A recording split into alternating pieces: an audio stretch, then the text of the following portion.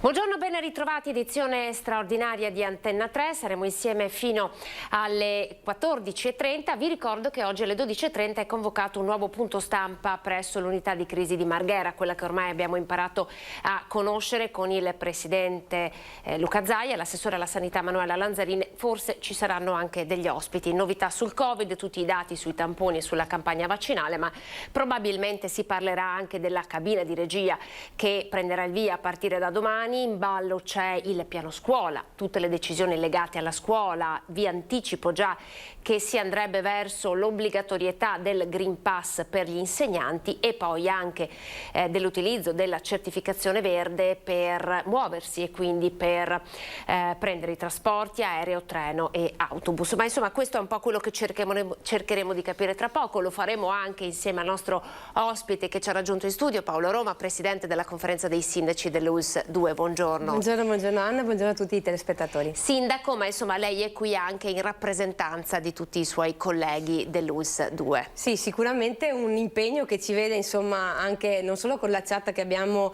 istituito, ma sempre presenti sul pezzo con i comitati e con le conferenze che col direttore generale, dottor Benazzi, che ringrazio, e tutta la sua struttura, facciamo settimanalmente anche durante questo periodo, diciamo, anche caldo. E davvero li ringrazio perché le notizie che arrivano, sostanzialmente anche tutte quelle documentazioni che arrivano da parte della Regione, diventano fondamentali anche per noi, per la gestione anche omogenea e unanime all'interno dei territori. Certo, e allora tra poco vi racconteremo quali sono le novità legate ai tamponi, legate alle vaccinazioni dei bambini, ma vi racconteremo insomma che cosa si sta predisponendo all'interno dei comuni proprio perché le regole siano omogenee per tutti. Ma prima vi diamo un paio di notizie. La prima è una bella notizia perché portiamo a casa un altro oro, l'oro olimpico e record del mondo addirittura, straordinario successo per il quartetto italiano di ciclismo su strada nella finale della prova inseguimento in finale contro la Danimarca, un successo che parla anche Veneto. Nel team capitanato da Filippo Ganna c'è il veneziano Francesco Lamon di Milano. Le bici usate dai nuovi campioni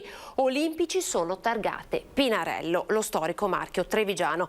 Da oggi chiamiamoli Freccia Azzurra perché sono un treno di potenza, tecnica, coordinazione, amalgama di squadra, ha detto il presidente Zaia. Bravissimi, inarrivabili anche per i favoriti danesi e ciliegina sulla torta su avveniristiche biciclette marchiate Pinarello. E insomma Zaia sicuramente spenderà altre parole per questi campioni anche tra pochissimo nella diretta convocata per le 12:30. Poi vi ricordo invece dal punto di vista politico, elezioni amministrative. Ieri è stato firmato il decreto, firma del ministro dell'interno Luciana Lamorgese. Le elezioni amministrative, quindi si andrà al voto per eleggere i nuovi primi cittadini del Veneto. Elezioni comunali, le date sono fissate per il 3 e il 4 ottobre, il ballottaggio invece è fissato per il 17-18 ottobre. Nel Trevigiano, vi ricordo, sono 8 i comuni che vanno al voto: Conegliano, Cordignano, Monfumo, Montebelluna, Oderzo, Porto Buffolè, Villorba, Volpago del Montello. Poi questa sera ovviamente approfondiremo anche questo, cercando di costruire una griglia per farvi vedere dove si andrà al voto in tutti i comuni del Veneto.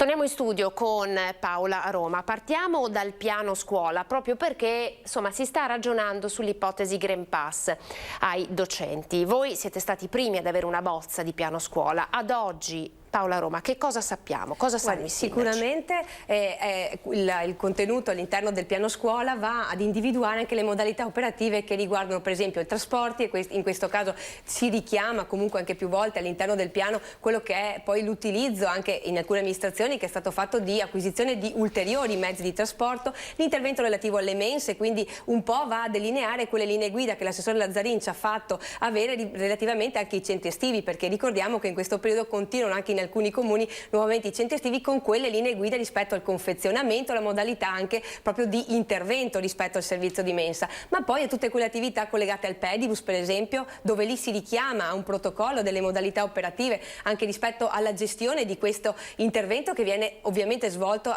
all'insieme con l'azienda sanitaria, e ci sono appunto dei protocolli che abbiamo stilato unitariamente anche l'anno scorso e vengono richiamati, e poi tutto quell'intervento che riguarda l'edilizia scolastica premettendo che comunque gli ingressi e le uscite separate, viene richiamato in più volte, in più punti questo intervento, ed è fondamentale perché chiaramente già con i dirigenti scolastici e con la dottoressa Sardella e con la professoressa Pastro, che poi segue anche l'area disabilità, perché non dimentichiamo che all'interno di questo abbiamo anche un punto rispetto ai ragazzi disabili che seguiamo con l'assistenza scolastica, ed è finanziato da tutti i comitati dei sindaci e più in generale dalla conferenza dei sindaci, quindi con risorse utilizzate rispetto a questo. Fondamentale diventa anche appunto queste figure degli educatori all'interno proprio della progettualità che viene svolta, e fondamentale diventa anche poi tutto l'attività formativa, come abbiamo fatto l'anno scorso a livello di conferenza dei sindaci in collaborazione con l'azienda sanitaria, non solo per la parte dei centri estivi ma anche per quella della ripresa della scuola. Viene rinominato il referente Covid della scuola con i referenti Covid del Dipartimento di Prevenzione.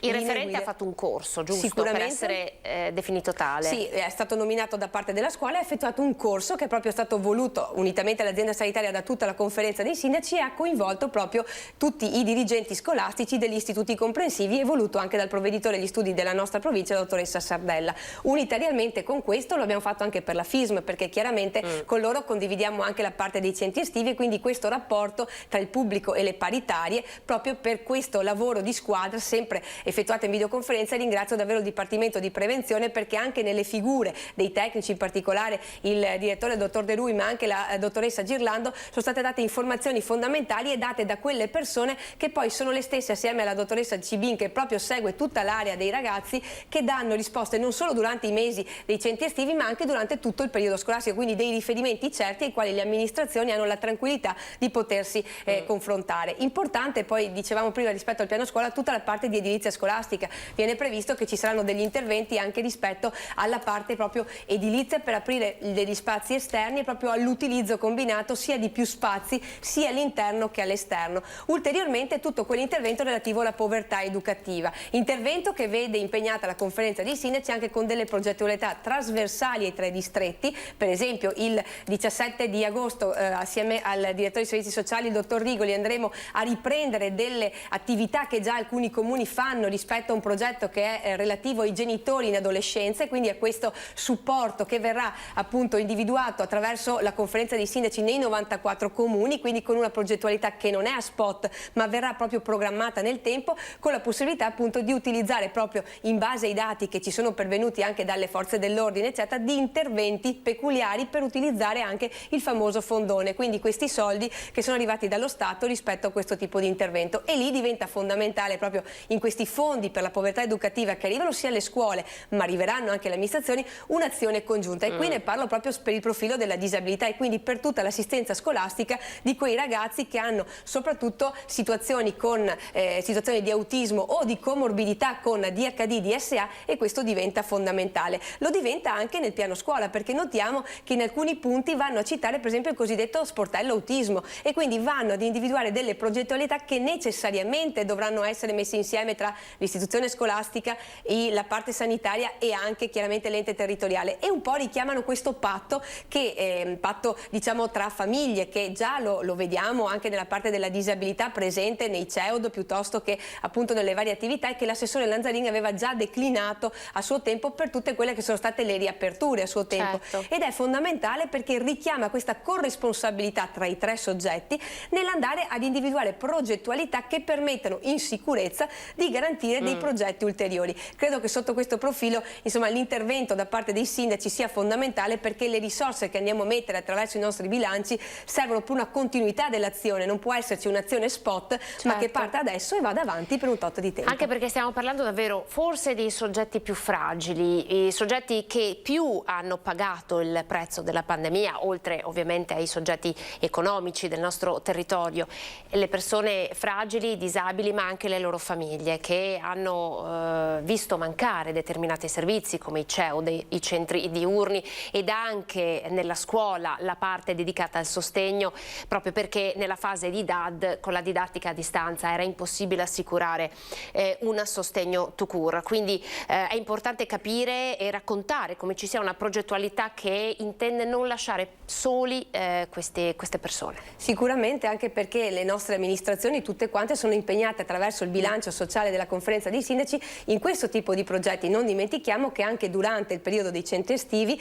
grazie grazie a un contributo da parte di tutti i comuni all'interno della conferenza dei sindaci sono state implementate anche l'intervento degli educatori per quelli che sono i soggetti che beneficiavano prima, quindi quelle famiglie che beneficiavano dell'assistenza scolastica. È chiaro, in alcuni casi con un rapporto 1 ad 1, in altri casi magari non volendo magari frequentare il centro o l'attività diciamo in combinato tra i gruppi, è stato deciso da parte della famiglia di avere invece un'interlocuzione a livello di videochiamate o di altro tipo di supporto. Questo diventa importante perché abbiamo ragionato per la prima volta anche all'interno della conferenza dei sindaci in una modalità aperta a 360 gradi, quindi finanziando ulteriormente col bilancio proprio questo tipo di intervento di soggetti, proprio come parliamo quello dell'assistenza scolastica, giustamente prima dicevi tu Anna, di un servizio che gli insegnanti di sostegno non c'erano all'inizio e in questo caso con il bilancio dei comuni si è intervenuto con quelle figure pagate dai comuni attraverso il bilancio di parte sociale per la parte di assistenza scolastica. Questo diventa fondamentale perché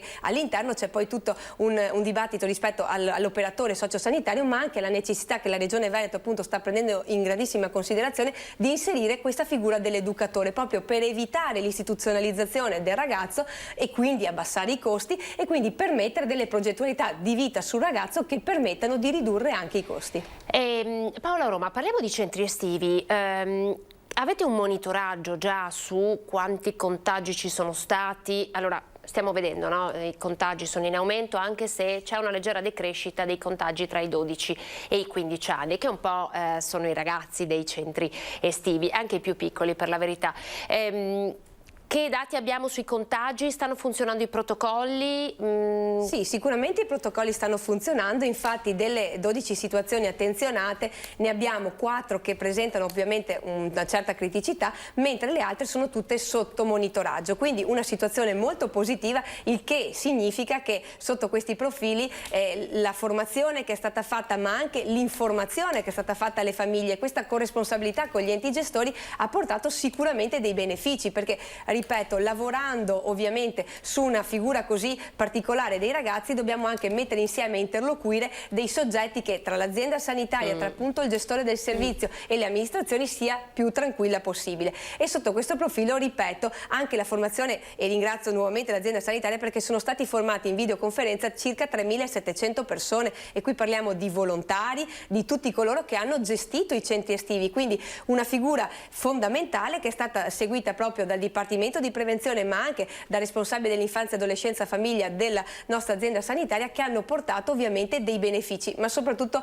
ripeto Anna, non è di poco conto avere le stesse persone che ti rispondono immediatamente a questa cosa, che le hai viste durante l'emergenza in quel ruolo e che continuano ad essere loro l'interfaccia per le amministrazioni. E come sta cambiando, evolvendo il servizio dei tamponi, proprio perché appunto ci sono più contagi, l'ULSS sta potenziando il servizio dei tamponi, che cosa cambia? Sì, sono aumentati appunto dal 5 al 7 agosto proprio in vista proprio di questo discorso del Green Pass, sono state aumentate le ore rispetto ai vari punti Covid per i tamponi, proprio per dare una risposta più importante, più precisa. Ulteriormente sono anche, per quanto riguarda le vaccinazioni in età pediatrica, sono state fissate da parte dell'azienda sanitaria 2 date all'interno dei centri vaccinali e qui comunque ringrazio sia per la parte dei Covid Point ma anche per la parte dei centri vaccinali le disponibilità date da tutte le amministrazioni e dai vari volontari non solo sanitari ma anche della protezione civile nella gestione dei vari centri. Sono state date 2 date specifiche che sono il 24 di agosto e del 2 di settembre in cui appunto verranno fatte da una parte per il papillomavirus e dall'altra parte invece per la difterite, tetano. 24 agosto e 2 settembre. Segnate bene le date perché sono importanti. Arriverà anche la comunicazione da parte dell'azienda sanitaria, quindi si recheranno presso i nostri centri vaccinali che per quelle mattine e per quelle giornate saranno proprio impegnati rispetto a questo. E ringrazio anche qui i volontari della protezione civile che davvero cercano, nonostante appunto non rientri tra le vaccinazioni Covid ma sotto un altro profilo, nei nostri territori di aiutarci per poter svolgere anche questo tipo di vaccinazioni in maniera tranquilla e quindi permettere gli ingressi in tranquillità delle persone. Senta, prima dietro le quinte commentavamo i vari focolai di cui anche lei è stata testimone che sono esplosi a causa di alcune feste organizzate, insomma feste abusive, feste in casa. Abbiamo appena parlato dei dati sui contagi nei centri estivi che sono dei luoghi di aggregazione tra ragazzi. È andata bene la situazione, voglio dire, lei ci sta raccontando che i contagi non sono stati così alti, come peraltro non ci sono stati contagi alti nemmeno insomma, durante l'anno scolastico. Eppure Esattamente, questo è fondamentale perché l'anno scorso, e lo ricordiamo, nei centri estivi avevamo una situazione analoga a questa, sostanzialmente rispettando le regole, rispettando i protocolli, si vede che questi sono i risultati. Quindi qui l'appello è davvero al senso di responsabilità di ognuno di noi, perché ognuno di noi fa parte di una comunità e le comunità è chiaro che si spostano una con l'altra, ma la responsabilità ce l'abbiamo noi per primi rispetto a chi ci sta in casa. Lo diceva molte volte il Presidente Zaia rispetto a quei giovani che in casa hanno magari i nonni che ci abitano e che quindi è anche un senso di responsabilità per tutti. E lo dico proprio perché, ricordandolo anche il Presidente, nella situazione in cui siamo partiti all'inizio con le vaccinazioni, gli insegnanti per prima sono stati loro ad essere vaccinati e gli anziani lo hanno fatto successivamente, come diceva giustamente il Presidente. Non ricordiamo i nostri 54 centri servizi di tutta la provincia di Treviso, e ringrazio per il lavoro che stanno facendo proprio per le vaccinazioni che sono state fatte e che hanno fatto capire come l'incidentalità del virus sia andata a scomparire, quindi con gli operatori, con i sanitari, quindi è fondamentale, anche perché lo abbiamo visto insomma che i dati confermano che i soggetti che sono stati positivi al virus con la variante Delta, vaccinati con la seconda dose, non infettano la popolazione, esatto. Quindi questa è una cosa importante che dobbiamo ricordare tutti quanti.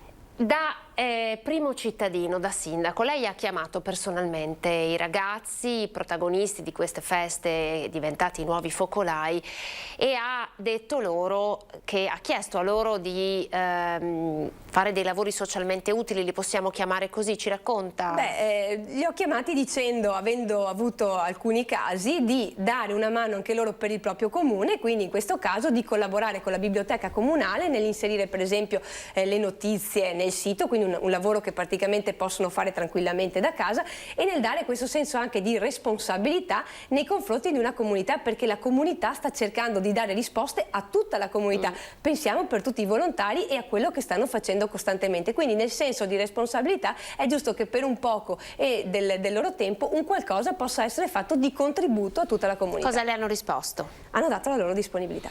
Allora, prima di andare in pubblicità chiedo alla regia di mandare in onda un servizio realizzato dalla redazione di Treviso. Una ragazzina di 13 anni, testimonial della campagna vaccinale dell'ULSS 2. Lei la conoscerà, si chiama Vittoria, è di Codognè ed è già stata oggetto dell'odio social, insomma, di chi è contro il vaccino. Vi facciamo vedere questo servizio, poi andiamo in pubblicità e poi al rientro lo commentiamo insieme. Vedendo gli altri ragazzi che pubblicavano le proprie foto e perché hanno fatto il vaccino, volevo far vedere anch'io il perché ho voluto fare il vaccino. 13 anni, sguardo dolcissimo da cerbiata, così giovane e così consapevole. Vittoria sa di cosa parla perché il Covid lo ha conosciuto. Lei, la mamma, il papà, la sorella, la nonna che in ospedale ha visto morire i suoi compagni di stanza.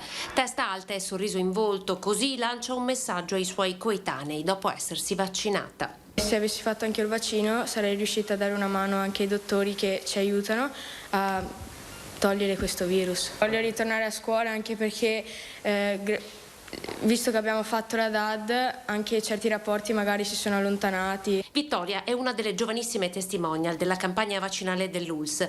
Lei, come gli altri, è divenuta suo malgrado in pochi giorni oggetto dell'odio social, ormai fuori da ogni limite, che dilaga sul web ad ogni nuova testimonianza pro vaccino. Quelli che non fanno il vaccino sono i primi a dire che sono stanchi di stare a casa. Martina, la mamma di Vittoria, ha chiuso per quasi un mese la sua attività, una macelleria, a causa del virus preso a Natale. Durante il picco della prima e della seconda ondata portava la spesa a casa dei suoi compaesani ammalati. Alcuni di loro non ce l'hanno fatta. Fiera che la figlia porti con il suo volto la testimonianza anche della loro lotta a fianco di medici ed infermieri. Quello che hanno fatto nel periodo del Covid, perché hanno messo anche a repentaglio la loro vita per curarci, per curare tutti, e proprio per il rispetto loro è giusto cercare di dare un aiuto, e se questa è una chance, è giusto approfittare di questo.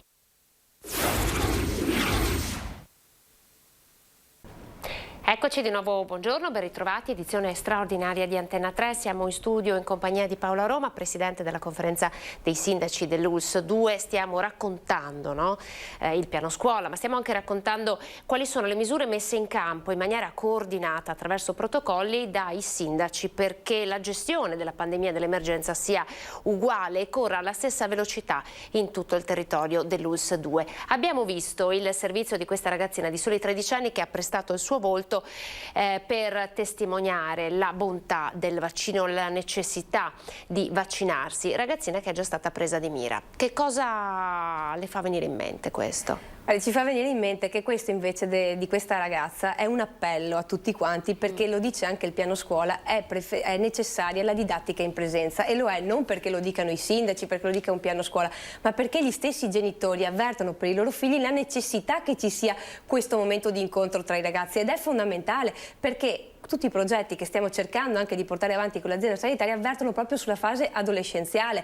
Sostanzialmente molte di quelle situazioni che stiamo vivendo, anche di aggressività dei ragazzi eccetera, sono proprio dovute non solo da quello, ma proprio dall'acuirsi di una situazione in cui, lo sappiamo anche noi, insomma, nell'età adolescenziale cercavi delle risposte proprio all'esterno, e quindi è necessario un confronto tra pari, e quindi credo che sotto questo profilo fa molto pensare al fatto che anche lo stesso piano scuola dica della didattica in presenza a tutti i costi, quindi cerchi di sensibilizzare le amministrazioni anche per l'edilizia scolastica e per creare situazioni con i dirigenti scolastici perché questo avvenga assolutamente in presenza, come del resto parla della vaccinazione per quanto riguarda il personale docente. E quindi, lei è d'accordo sull'obbligatorietà? Sarebbe d'accordo? Guardi, per quanto riguarda la Regione Veneto sono d'accordo col Presidente della volontarietà di questa situazione che ci sia, però un po' mi permetta Anna di ritornare un po' indietro a quando anche noi che lavoriamo sia nel pubblico oppure nel privato avevamo questo senso di rispetto per il cittadino nel farci la vaccinazione anti-influenzale, perché questo significa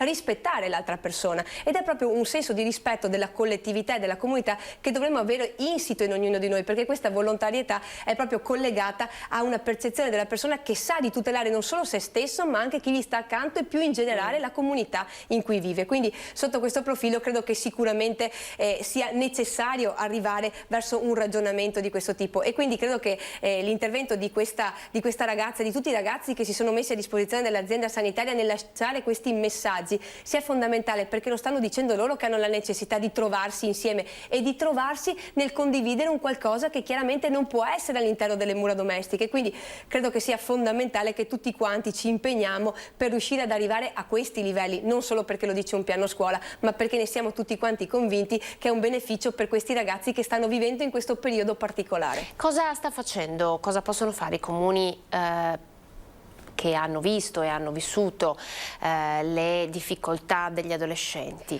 Guardi, sicuramente diverse sono le iniziative che, come con l'azienda sanitaria, con il direttore dei servizi sociali, il dottor Rigoli, stiamo ponendo in essere. Un'iniziativa che riguarda proprio i genitori ed è collegata a questo intervento trasversale e programmato, che non vada appunto a spot e che sia programmabile per tutti i 94 comuni, e si chiama Genitori in Adolescenza. Alcuni comuni ne hanno già beneficiato, perché alcuni comuni più grandi hanno questi ragazzi che frequentano le scuole secondarie di secondo grado e hanno visto che tra i ragazzi ma anche tra gli stessi genitori la progettualità è funzionata. Altre sono progettualità che stiamo vivendo anche a livello di comuni con questi bandi della regione a cui partecipiamo e che permettono degli interventi, per esempio sulla street art, piuttosto che laboratori diversi per coinvolgere i ragazzi, ma fondamentali diventano appunto questi interventi programmati e che come conferenza dei sindaci stiamo cercando di portare avanti trasversalmente. Appunto dicevo, il 17 agosto avremo questo incontro con tutti i colleghi per portare avanti questo, ma anche tutti quegli interventi sulla povertà educativa che riguarda tutta l'attività dell'infanzia ma anche dei laboratori, dei consultori,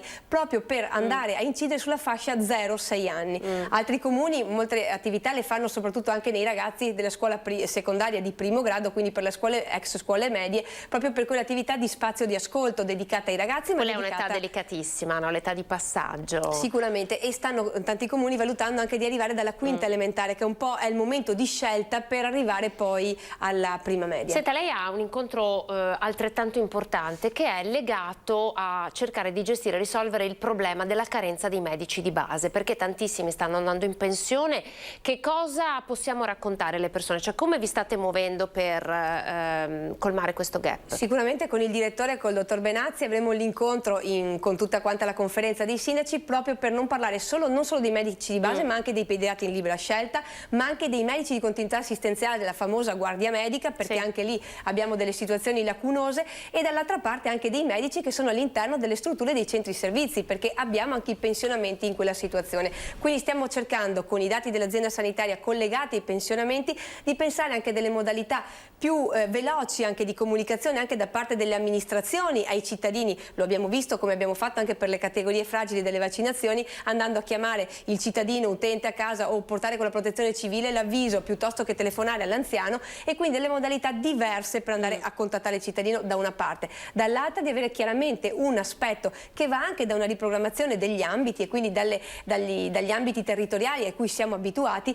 nella modalità operativa di intervento di tutti quanti. Quindi avremo questo importante incontro appunto sempre qui nel mese di agosto, il giorno 31, con il direttore, per andare a fare proprio il focus suddiviso per distretti, ma più a livello generale anche per quelli che sono i servizi che normalmente appunto vengono erogati. Un'altra carenza, quella degli infermieri, no? Tanti se ne sono andati dalle case di riposo assunti dal sistema pubblico sanitario proprio perché doveva gestire l'emergenza Covid. Tante case di riposo hanno assunto infermieri all'estero, però con il rischio di doverli lasciare andare al 31 dicembre. Su questo fronte come siamo? Su questo fronte tutta la conferenza dei sindaci, assieme ai rappresentanti che rappresentavano le 54 strutture, i centri servizi della nostra provincia, quindi direttori e presidenti, abbiamo esposto al prefetto di Treviso, che ha diciamo asseverato questa nostra richiesta, nell'intervenire proprio per prorogare di altri 2 anni fino al 2023 questa scadenza, che sarebbe entro il 31 di dicembre. Ringrazio l'onorevole Paolin, che proprio ha portato avanti in prima persona dal nostro territorio trevigiano questa istanza, che sta diventando appunto un emendamento che speriamo possa essere inserito all'interno del prossimo decreto legge, che deve uscire nei prossimi giorni proprio in vista del giorno 6, e che possa appunto avere una possibilità per dare a queste strutture la continuità del personale infermieristico, perché abbiamo dei requisiti della legge 22 regionale che obbliga anche a determinati standard, e per poterli garantire abbiamo la necessità appunto di avere questo personale per più tempo. Ulteriore passaggio è quello che appunto la prefettura si è presa di petto, quindi in prima persona, nel portare avanti assieme alla questura, all'ispettorato del lavoro, che sono poi anche questi permessi di soggiorno rispetto a questo personale, in maniera da accelerare queste procedure e permettere che chiaramente ci sia una prosecuzione nei prossimi 2 anni.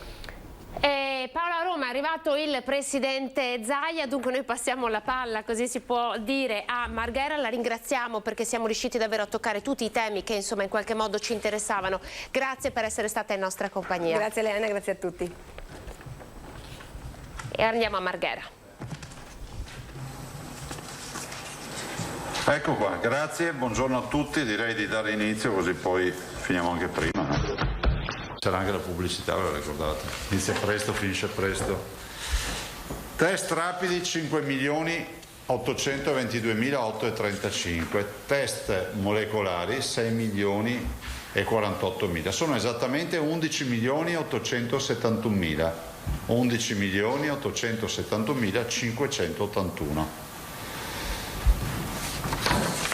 I positivi nelle ultime 24 ore sono 779, alla luce del fatto ovviamente, come vedrete adesso, di quasi 40.000 tamponi. Infatti abbiamo fatto 38.870 tamponi, 779 positivi, 2% di incidenza. I positivi dall'inizio del famoso 21 febbraio 2020 sono 438.968. I positivi ad oggi in isolamento, quindi non che in attesa di negativizzazione a casa quarantenati, sono 12.980. Ecco, se guardate il dato più basso che abbiamo avuto in questo periodo era 6.000, abbiamo raddoppiato i positivi in quarantena. siamo passati da 6.000 a 12.000. I ricoverati sono 188, più 9, e devo dire che ancora una volta, nonostante i tanti positivi, la correlazione ai ricoverati positivi è sempre, diciamo, a favore dei contagiati, dei positivi, quindi non abbiamo eccessi di ricovero. Questi 188 sono così suddivisi: 169 sono in area non critica, più 9, e le terapie intensive restano fortunatamente ancora invariate a 19. Per dare una dimensione, voglio ricordarvi, su 7 province vuol dire che sono 22-23 persone ricoverate per provincia, questo è il risultato, e dei 20 della ventina di terapia intensiva vuol dire un paio per provincia in terapia intensiva. Perché poi la domanda che ti fanno: ma com'è la situazione? Situazione, se dovessimo ridurla all'osso, andare via un po' un tanto al chilo, dovremmo dire che ci sono una ventina di ricoverati per provincia, più o meno, e dei quali 2 sono in terapia intensiva per provincia. Sicuramente è cambiato lo scenario rispetto a quando veramente questa crisi si sentiva di più. Adesso io non vi so dire se si va verso una stabilizzazione di questi dati o dobbiamo aspettarci un'onda di piena. Adesso noi abbiamo in affinamento il modello, spero per venerdì, se facciamo l'incontro venerdì, di portarvi anche delle proiezioni.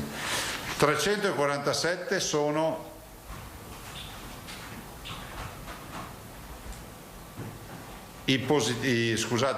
terapie intensive non Covid. Sulla mortalità siamo sempre sostanzialmente stabili, 11.644, una persona deceduta Covid, e 22.510 sono i guariti, o meglio i dimessi dagli ospedali. I guariti sono molti di più. Allora, 2 brevi considerazioni. Vi avevamo annunciato che ci sono novità, e di novità noi ne abbiamo sempre, se no non faremo il punto stampa e non chiederemo il vostro aiuto. Dopo di me interverrà l'assessore Lanzarin, che vi dà uno spaccato su scuola, su scuola, sulla... prego. Scusa. Radio Wellness, anche al coso adesso che sei? Sono tornate. Mettiamo qua, aspetta. Lo volevi qua? Sì. Scusami. Sì, scusa. Va bene? Boh. Allora, dicevo, noi abbiamo, dopo l'assessore Lanzarin, che parlerà aggiornamento scuole, protocollo scuole, e aggiornamento sospensioni con numeri, anche con una bella novità, insomma, accesso alle vaccinazioni di chi in via teorica è nel limbo dei sospendenti, si può dire?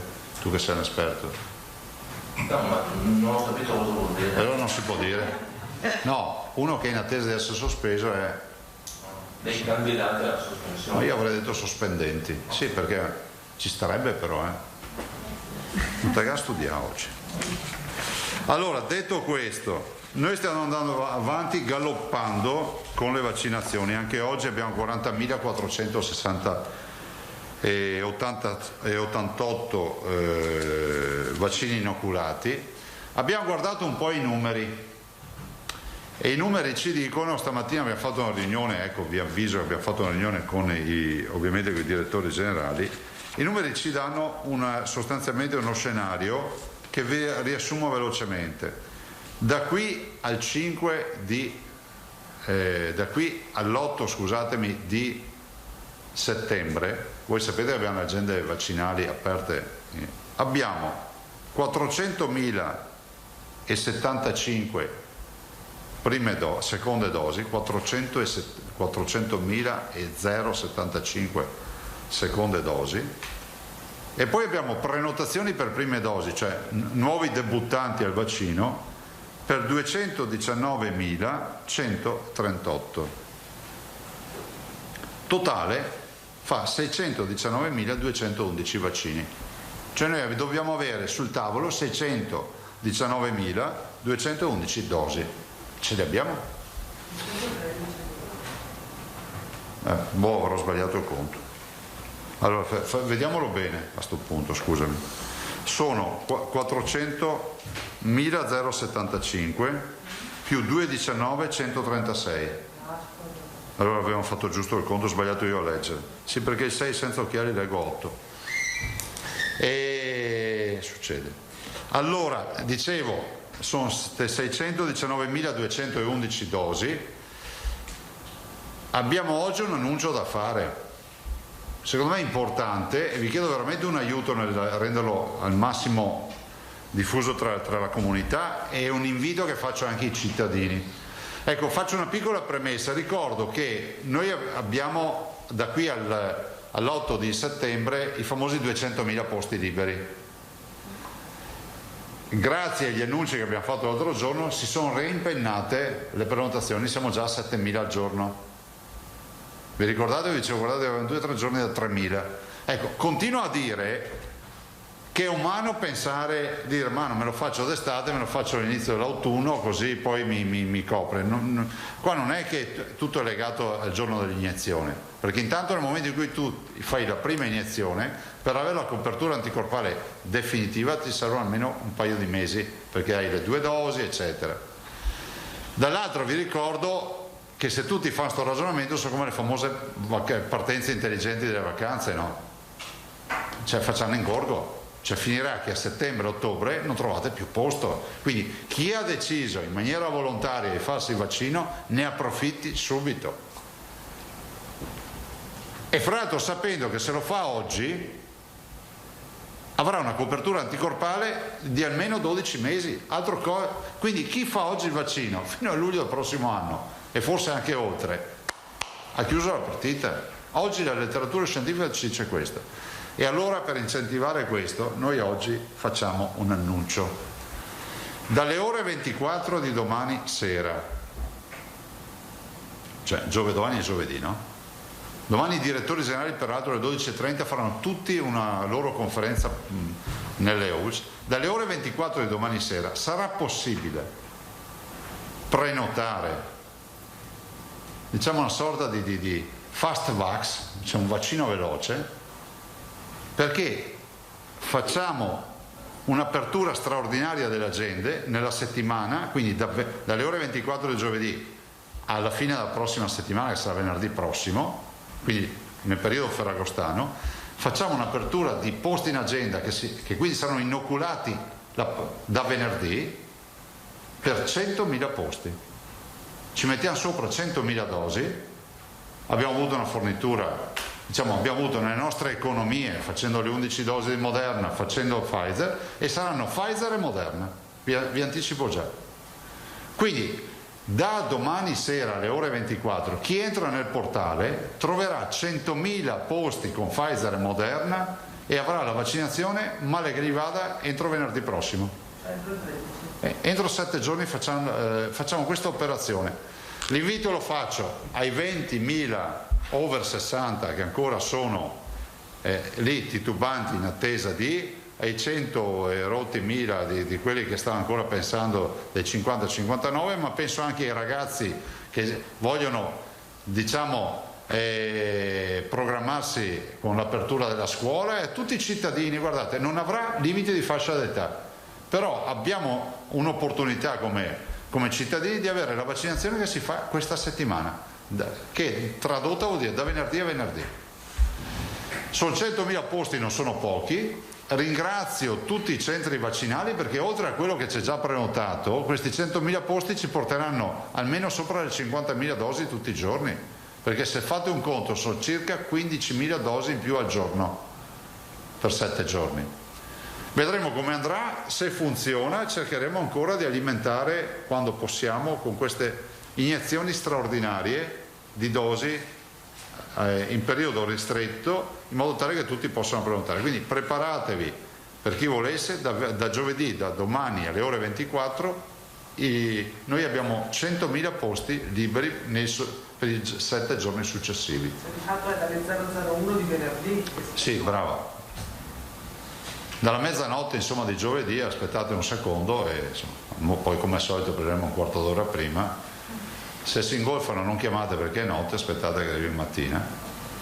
Però insomma io penso che sia una bella cosa, anche perché molti sono a casa, non sono tutti in vacanza e possono approfittare in questa calma, magari volevano vaccinarsi, trovano il posto libero a settembre, adesso 100.000 posti liberi subito. Questa è una bella cosa, peraltro andrà affiancata a un altro discorso che abbiamo deciso stamattina, iniziative sporadiche locali. Non so, Belluno fa vaccino sotto le stelle il 10 di agosto. Le squadre di calcio, penso che ad esempio noi siamo stati contattati dalle giovanili dove ci dicono ma potete, ad esempio mi ha chiamato il presidente del Lorenzoni del calcio Mogliano e mi dice abbiamo i ragazzi da vaccinare, ci sarebbero anche le famiglie, organizziamo una giornata e quando c'è massa critica 3, 4, 500 persone noi riusciamo a farlo, quindi se ci sono associazioni sportive, se ci sono delle realtà che hanno comunque un minimo di massa critica, non è che lo possiamo fare per 4-5 persone, contattino direttamente le direzioni generali delle ULSS e facciamo anche queste attività. Quindi ci saranno sempre più attività, diciamo, di presenza, alla luce del fatto che noi abbiamo visto una proiezione oggettivamente, adesso abbiamo scollinato la fase nella quale c'era più domanda di offerta di vaccini, adesso si sta un po' rovesciando l'andamento, cioè cominciamo a avere, noi siamo convinti a settembre di avere più vaccini di quelli che avremo più offerta di vaccino della domanda di vaccino. Perché? Perché ormai abbiamo vaccinato, stiamo vaccinando alla grande, quindi stiamo andando all'osso della comunità dove ci sarà anche chi non può vaccinarsi, chi ha deciso di attendere, insomma tutte le storie che sapete. A noi sembra una bella cosa se ci date una mano, perché 100.000 vaccini in 7 giorni li fai subito e via. Quindi vuol dire che questi saranno tutte persone vaccinate e se la fanno sta settimana e il 10 settembre hanno concluso il loro ciclo vaccinale. E questo non è poco. Io non aggiungerei altro, signori. Se avete domande poi lascio l'assessore Lanzarin.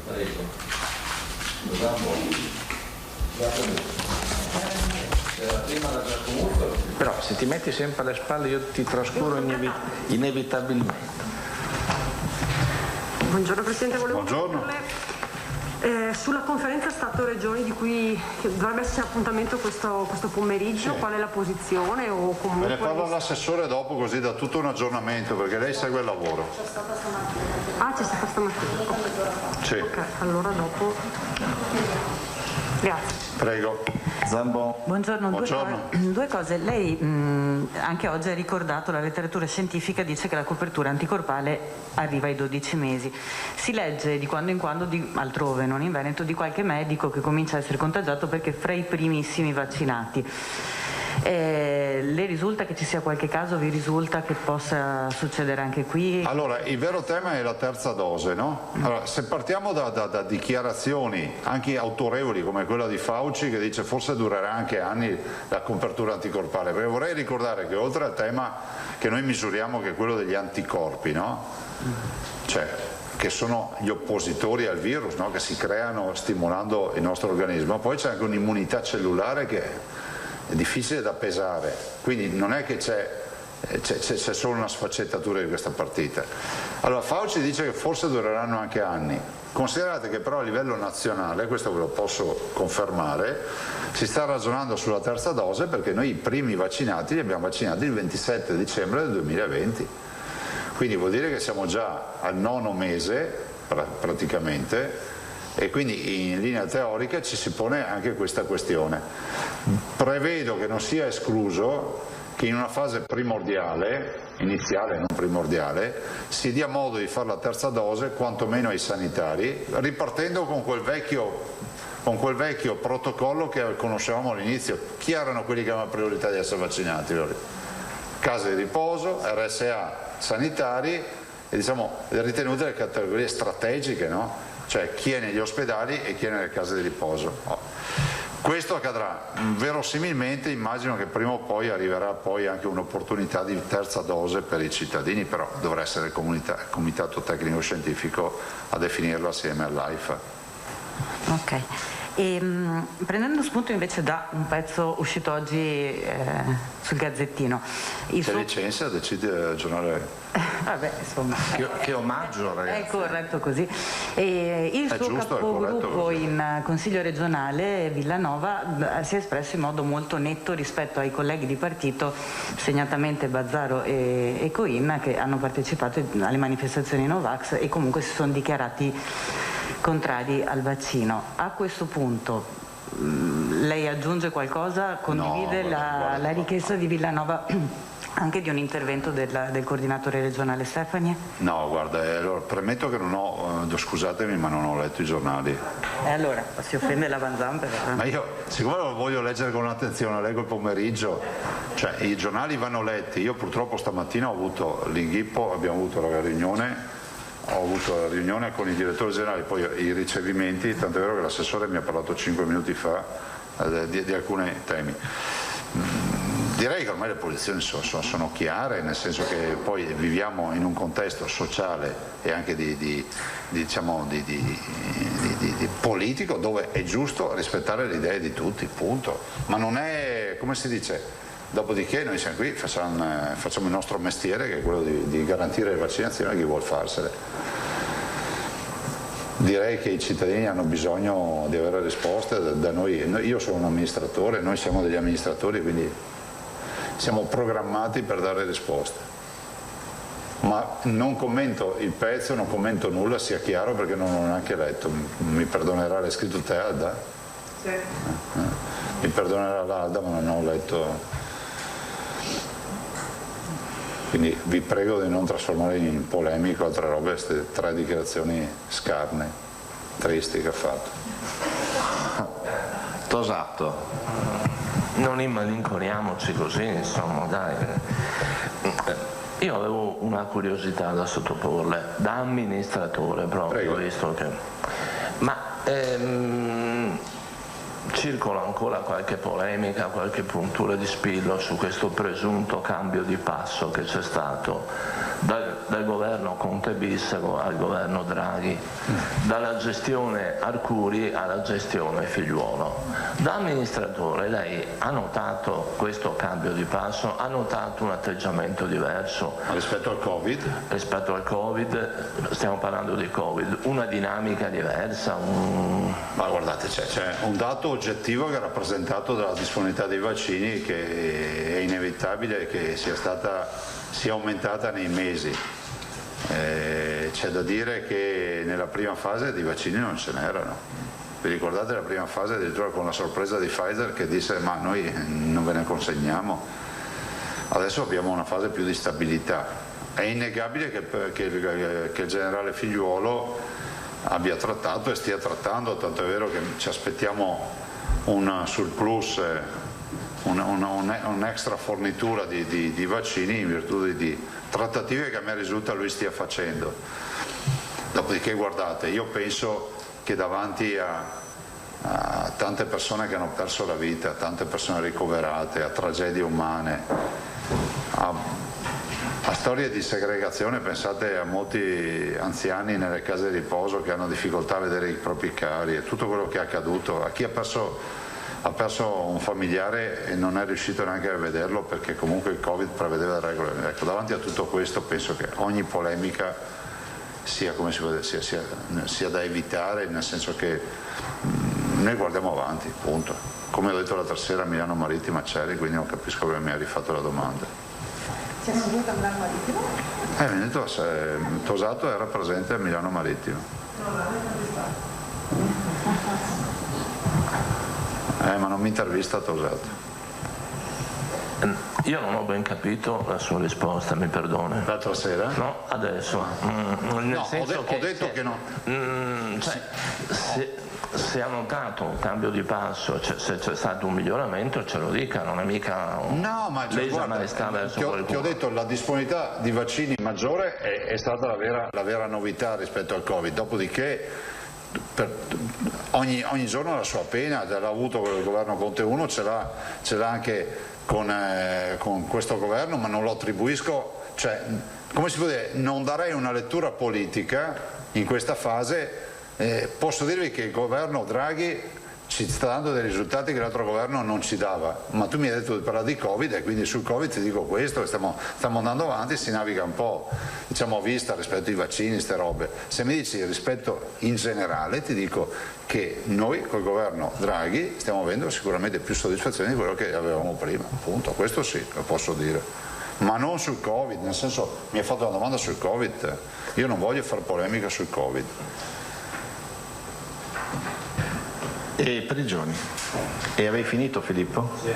Buongiorno a tutti, buongiorno Presidente. Buongiorno. Orgoglio Veneto, io esulo dal Covid, oro ciclismo e c'è un campione veneto, un campione friulano, record mondiale. Beh sì, insomma abbiamo esultato tutti stamattina, no? Inseguimento, un milanese lo possiamo dire, abbiamo esultato tutti perché comunque è stata, ora stavo riprendendo l'agenzia anche perché dicevo è stata una bella vittoria, pensare che con l'inseguimento a squadra mi ha portato a casa l'oro e c'era uno dei nostri e direi grazie per la bella figura che fa il Veneto, ma grazie anche perché il medagliere a livello nazionale comunque non è stato così devastante come magari poteva accadere, quindi è anche un buon periodo perché se pensate vinciamo gli europei, alle Olimpiadi ci siamo fatti valere. Insomma ci sono tanti primati, abbiamo avuto la portabandiera delle Olimpiadi che è un'altra veneta, insomma bene, direi ottimo. Grazie. Prego. E fra l'altro il papà, se non ricordo male, forse lavora da noi in ospedale. Lavoro in ospedale a Dolo, non so con quale ruolo, non so. Mi dicono. Altre domande? Poi ne ho una io a collettiva, mi sono arrivate un sacco di, quindi non l'attribuisco a testate ma la faccio io in nome di tanti giornalisti. Ma forse, scusa, Lamont tu lo conosci Martina? Non è mai? Non mi dice. Perché delle tue parti o delle tue? Quindi grazie a Francesco Lamont. Prego Alda. Presidente, grazie. Noi abbiamo tra un paio di giorni di nuovo la classificazione a colori. Il Veneto è tranquillo, resterà bianco, sì. quindi mascherine. Corretta la domanda che poi tranquillizza i veneti. Noi restiamo in zona bianca, ovviamente alla luce dei nuovi parametri. Ma avete visto che ancora una volta, nonostante ci fossero sempre gli esperti del tutto, che non è stato un atto delinquenziale aver chiesto la modifica dei parametri, vi ricordate? No? Noi oggi saremmo tranquillamente in zona arancione, mi sa, avremmo già negozi chiusi e altre robe del genere, perché saremmo passati alla zona gialla e sicuramente se restavamo con l'area Conti con 700-800 contagiati al giorno ci schizzava anche la zona arancione, avremmo già le chiusure, con il risultato che gli ospedali in questo momento sostanzialmente vuoti. Quindi non saremo degli scienziati, ma abbiamo fatto il bene della comunità per ora, no? Ma, poi questo è stato anche validato dall'Istituto Superiore della Sanità, io ne ho parlato col Presidente Brusaferro in più occasioni, e effettivamente anche lui ha riconosciuto che questo è uno scenario particolare rispetto agli altri scenari del virus. Devo anche dire che se riuscissimo a accompagnare in questa maniera questa attuale ondata, rischierebbe anche di dimostrare che è diversa da quella inglese. Non dalla variante inglese, ma dalla variante Delta dell'ultima ondata inglese, che ha avuto dei picchi straordinari di contagiati ed ha avuto comunque un peso sull'ospedalizzazione non elevatissimo, però ce l'ha avuto. Adesso vedremo, non vi sto dicendo che è finita. Quindi l'appello ai cittadini di fare attenzione, di non abbassare la guardia e di approfittare di questi 100.000 posti per le vaccinazioni. Questi 100.000 posti è perché avete più dosi sì, oppure perché avete sempre le stesse dosi ma poche prenotazioni? No. Noi, allora attenzione, i 200.000 che abbiamo... i 200.000 che abbiamo posti liberi restano 200.000 posti liberi. Perché noi non li possiamo spostare, non è che anticipiamo posti, perché voglio ricordarvi che dietro ad ogni il vaccino, il posto libero l'8 settembre c'ha un vaccino sopra che arriverà l'8 settembre e noi non ce l'abbiamo oggi, per capirci, noi facciamo una proiezione degli arrivi. Oggi abbiamo un'extra fornitura con le economie che raggiungiamo con la 7ª dose Pfizer e l'11ª dose Moderna, che ci permette di dire che noi mettiamo sul tavolo 100.000 posti per Pfizer e Moderna, questo lo potete scrivere. E anzi abbiamo detto anche sulle farmacie, se c'è qualcuno che vuole, stamattina abbiamo detto anche questo, un ampliamento dei famosi 30 dosi al giorno, 30 dosi lo sono, quando sono? 30 dosi di Moderna al giorno. Alla settimana. Sì, alla settimana, brava. Siamo anche qui disponibili, visto che abbiamo la disponibilità, siccome Moderna ne abbiamo, di ampliare. Di fare altre 30 dosi. Però i 200.000 ALDA restano lì fissati, se uno vuole prenotarsi il 7 settembre troverà i suoi posti lì. Non è che cancelliamo posti. E poi l'altra domanda, Presidente, è stata pubblicata la notizia che in Alto Adige un albergo che era stato soprannominato No Mask, perché si poteva tranquillamente frequentare la struttura alberghiera senza la mascherina di protezione, è stato chiuso, è stato multato dal Presidente della provincia, il suo collega Compaccer. Le chiedo se ci sono situazioni analoghe in Veneto. No. Premesso che con il collega Compaccer io ne ho parlato in più occasioni, lui ha sempre questa preoccupazione perché da lui purtroppo le infezioni quando partono diventano endemiche in maniera impressionante, anche per la conformazione, per il numero di cittadini, insomma è un attimo. E poi lui ha delle facoltà di legge che noi non abbiamo, noi non potremo arrivare a chiudere un albergo no max, perché l'albergo senza mascherine viene regimentato, diciamo, da altre leggi rispetto a quelle, alle potenzialità, alle competenze che ha lui di legge, essendo la provincia autonoma di Bolzano. Però noi non abbiamo notizie di questo. Vista anche dell'entrata in vigore del Green Pass e quindi dei controlli, magari non so se ce ne parlerà l'assessore, ma chi controllerà? È stato chiarito?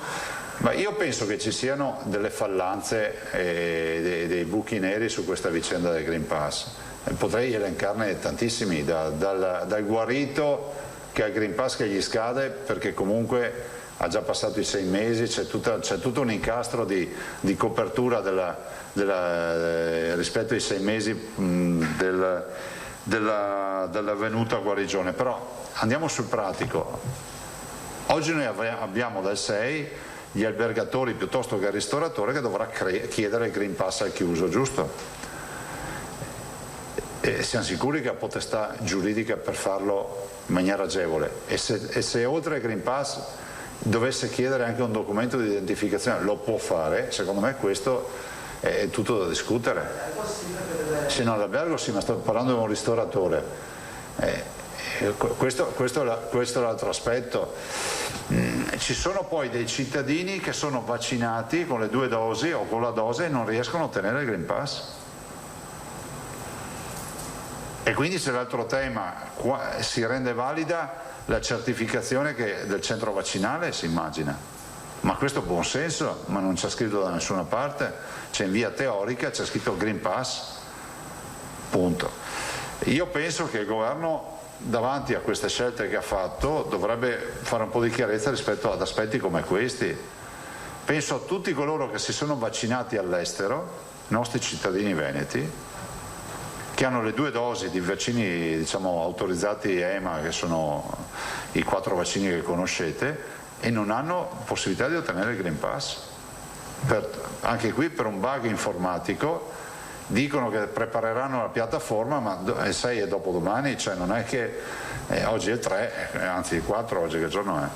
Quindi lei sospenderebbe a suo... No, io non sto dicendo questo, dico che vanno risolti i problemi e se serve anche con una circolare, con un decreto, perché insomma non possiamo neanche lasciare in balia i nostri operatori dei ristoranti al fatto che si ritrovino nell'imbarazzo di avere, che so, una tavolata di ospiti e uno si rifiuta di tirare fuori il Green Pass, di dare un documento, cioè perché poi insomma in un paese nel quale abbiamo educato tutti che c'è privacy, diritti eccetera, finisce così, va a finire così.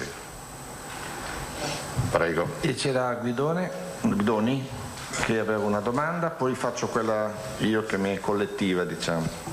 Sì, buongiorno. Buongiorno. Vabbè, i colleghi hanno già posto delle domande che volevo farle, allora le chiedo un'ultima cosa. Se non dovesse bastare neanche questa operazione Fast Vax, come lei l'ha chiamata, per vaccinare oltre, mi pare, 100.000, se ho capito bene, cinquantenni e 20.000 over 60 ancora renitenti. Diciamo. No, ho fatto degli esempi, sai, cioè è aperta a tutti, non vorrei che passasse l'idea che è dedicata a qualcuno. Però siccome appunto lei ha detto che ci sono più ancora di 100.000 over 50 e 20.000 over 60 non vaccinati, avete in mente delle strategie ulteriori per queste fasce di età, oppure a quel punto allargate le braccia e direte vabbè, arrangiate? Guarda, l'unica strategia è quella di andare sempre più vicini all'ultimo miglio, no? Di avvicinarsi alle associazioni. Abbiamo scritto a casa e peraltro abbiamo avuto dei risultati, non so se ve ne ha parlato il dottor Mongillo l'altra volta. Quindi noi dobbiamo dare informazione, poi la vaccinazione resta volontaria. Per cui non possiamo andare oltre un certo limite, perché poi diventa anche stucchevole, oltre che secondo me anche discutibile la nostra azione. Però il fatto che ci si avvicini per andare a una sagra piuttosto che in un centro sportivo che ci chiede di poter vaccinare famiglie e sportivi, si fa. Però io faccio appello affinché si approfitti. Detta in soldoni, uno può entrare a mezzanotte e un secondo giovedì notte, si prenota e tranquillamente se riesce può vaccinarsi già venerdì mattina, cioè, funzionerà così dopodomani. Grazie. Prego. Allora, visto che non è stata posta, cioè è stata posta ieri in punto stampa, ma sono massacrato di WhatsApp, c'è molta preoccupazione, molti colleghi manifestano preoccupazione sul fatto che l'attacco hacker in Lazio sta proseguendo e ci sono minacce anche ad altri centri informatici importanti, di centri nevralgici, e il governo adesso ha deciso di fare sì che velocemente l'agenzia per la cybercrime. Noi come siamo messi e lei è preoccupato oppure no? Cioè noi torniamo sempre preoccupati, nel senso che è ovvio, cioè poi che facciano l'agenzia ci sta bene, ma se l'attacco è in corso adesso, prima che arrivi l'agenzia, cioè penso che passa un po' di tempo. Noi abbiamo dei sistemi informatici che sono tutelati da tutta una serie di protezioni. Uno, speriamo che non guardino al nostro sistema. Due, speriamo che le protezioni funzionino. 3, se succede qualcosa cercheremo di risolvere il problema. 4, non paghiamo riscatti. Grazie. Altre domande? Allora daremo la parola. Sì, lascio all'assessore Lanzarini. Grazie, probabilmente venerdì, così vi do già un primo esito anche delle prenotazioni. Buon lavoro.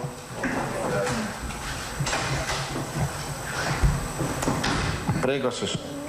No, mi fate domande oppure? Sulle domande? Allora, subito domande per l'assessore Lanzarini, riprendiamo da Giacomo Muzzo che la riproponi magari, grazie. Certo, volevo chiedere quali novità ci sono dalla conferenza Stato-Regioni che avevo capito si tenesse oggi pomeriggio, invece no, c'è già stata, quali indicazioni, quali anticipazioni, quali posizioni del Veneto? C'è stata la conferenza delle regioni, adesso penso sia in corso la Stato-Regioni che in pratica insomma riporta gli stessi contenuti della conferenza delle regioni. Era l'ultima conferenza prima della pausa estiva, quindi c'erano anche molti provvedimenti, insomma un po' di tutte le materie, però per quanto riguarda le materie e le questioni insomma legate all'emergenza c'era il protocollo, quello che avevamo già parlato per quanto riguarda la scuola, quello che ha presentato il ministro Bianchi, che l'abbiamo già detto non entra su obbligo di vaccinazione, su Green Pass, ma solo sulle misure, quindi distanziamento, utilizzo della mascherina, percorsi separati, che era la settimana scorsa. Era stato chiesto un rinvio, quindi oggi, perché nel mentre ci sia stato un approfondimento da parte degli uffici tecnici e quindi abbiamo chiarito, hanno chiesto chiarimenti rispetto all'utilizzo della mascherina in classe, durante i percorsi, il discorso delle gite o il discorso dell'attività fisica e quindi l'ora di attività fisica durante la settimana. Sono state chiarite questi passaggi, però oggi eravamo pronti quindi per approvare questo documento, è stato chiesto invece di sospenderlo in attesa da parte del governo che si pronuncerà appunto in queste ore, credo, quindi con qualcosa di più completo relativo a tutta l'altra tematica, quindi Green Pass, obbligo vaccinale, tutto il resto, e quindi non è stato la conferenza era pronta per approvarlo, però si è in attesa insomma che ci sia un provvedimento unico che non c'è, non si è entrati perché chiaramente è un provvedimento che porterà il governo e poi ce lo sottoporrà, perché questo era solo un provvedimento sulle misure, diciamo le linee guida, ecco, per la ripresa dell'attività, ma non si entrava minimamente sui discorsi obbligo vaccinale, insegnanti sì, insegnanti no, Green Pass, a scuola in DAD piuttosto che in presenza, differenziazione, non si entrava. Siccome il governo sta ragionando su questo, ci è stato chiesto insomma di aspettare un attimo e quindi poi di prevedere un provvedimento unico, quindi sulla scuola questa è la situazione. Poi si è discusso invece che era un passaggio solo sentita la conferenza, quindi è un protocollo che firma Ministero della Salute, commissario Figliuolo con le farmacie, quindi Federfarma, Farmacie Riunite e Assofarmacie, relativamente al discorso dei tamponi in farmacia, con l'avvio del Green Pass, quindi dal 6 di agosto.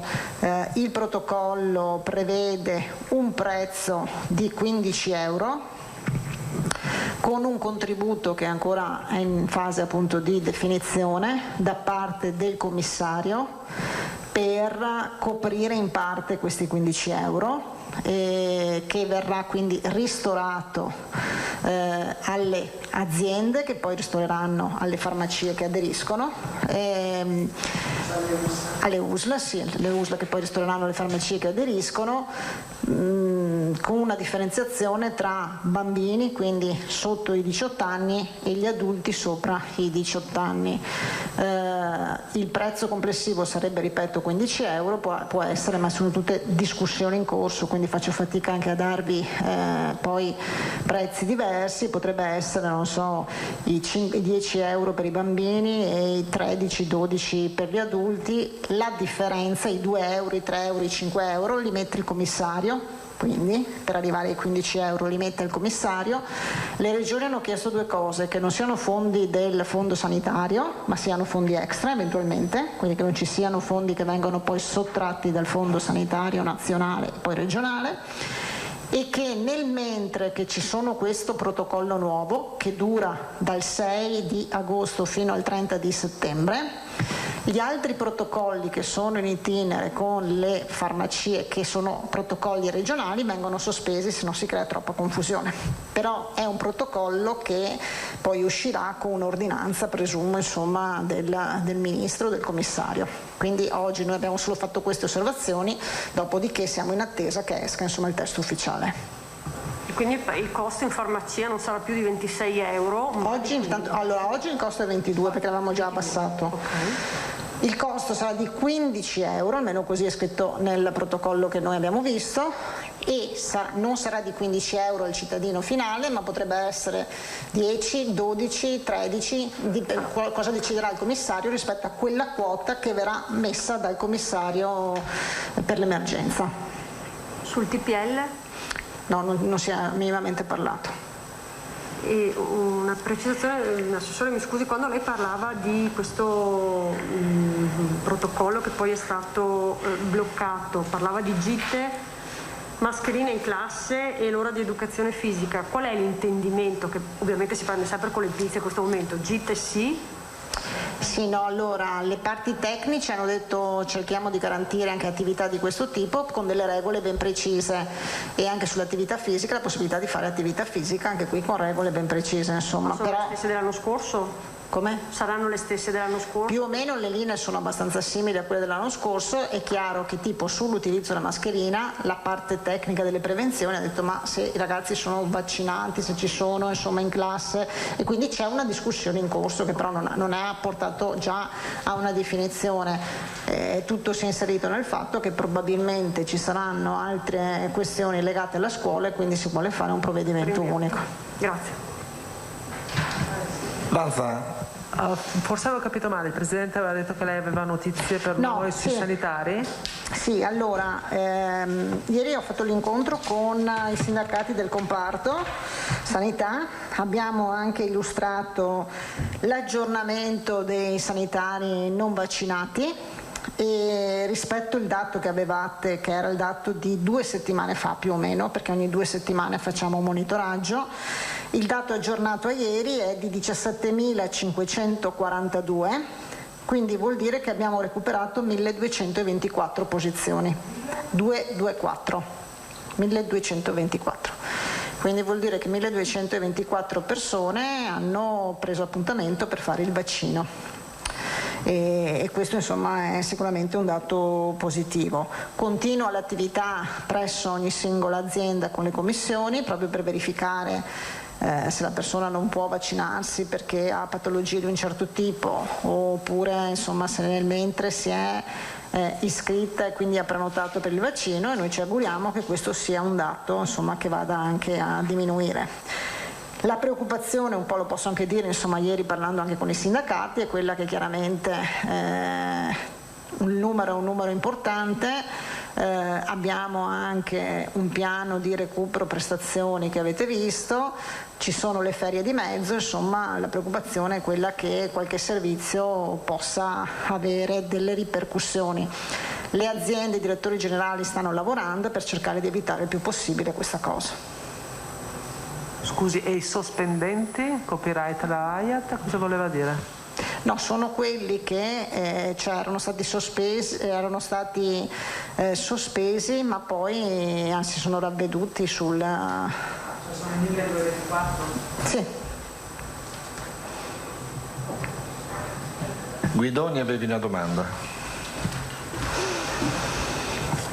Sì, buongiorno Assessore, mi scusi, solo una precisazione, non ho capito se l'accordo che di cui lei ha appena parlato farmacie? Sui prezzi calmierati dei tamponi riguarda solo le farmacie o anche i poliambulatori privati? L'accordo oggi come è inserito è solo proprio l'accordo recita tra Ministero della Salute e Commissario per l'Emergenza, Assofarma, Farmacie Riunite e Federfarma. Quindi le sigle delle farmacie, che raggruppano poi le farmacie. E i tempi? Si parla di giorni, settimane? No, io credo che già oggi o massimo domani esca con l'ordinanza o con lo strumento insomma, legislativo che sarà previsto, perché tutta questa operazione è funzionale all'avvio del Green Pass il 6 di agosto. Ok, grazie. Tosato. Sì, Assessore, buongiorno. Un chiarimento sui sanitari non vaccinati. Quando noi parliamo di 17.542 persone, parliamo di persone che non sono vaccinate, ma sono oggetto di sospensione? No, sono le persone che oggi potrebbero, quindi parliamo al condizionale, essere le persone che vengono sospese, ma c'è tutta una procedura di appunto verifica se queste sono quelle che poi, insomma, se sono già passate tutte le verifiche, queste hanno già dimostrato, quindi abbiamo già scremato rispetto a quelli che non possono assolutamente fare il vaccino, oppure sono quelli che oggi si stanno prenotando, quindi noi siamo fiduciosi che questo sia un numero a calare, poi è chiaro che comunque una fetta rimarrà, però insomma siamo fiduciosi che sia un numero a calare.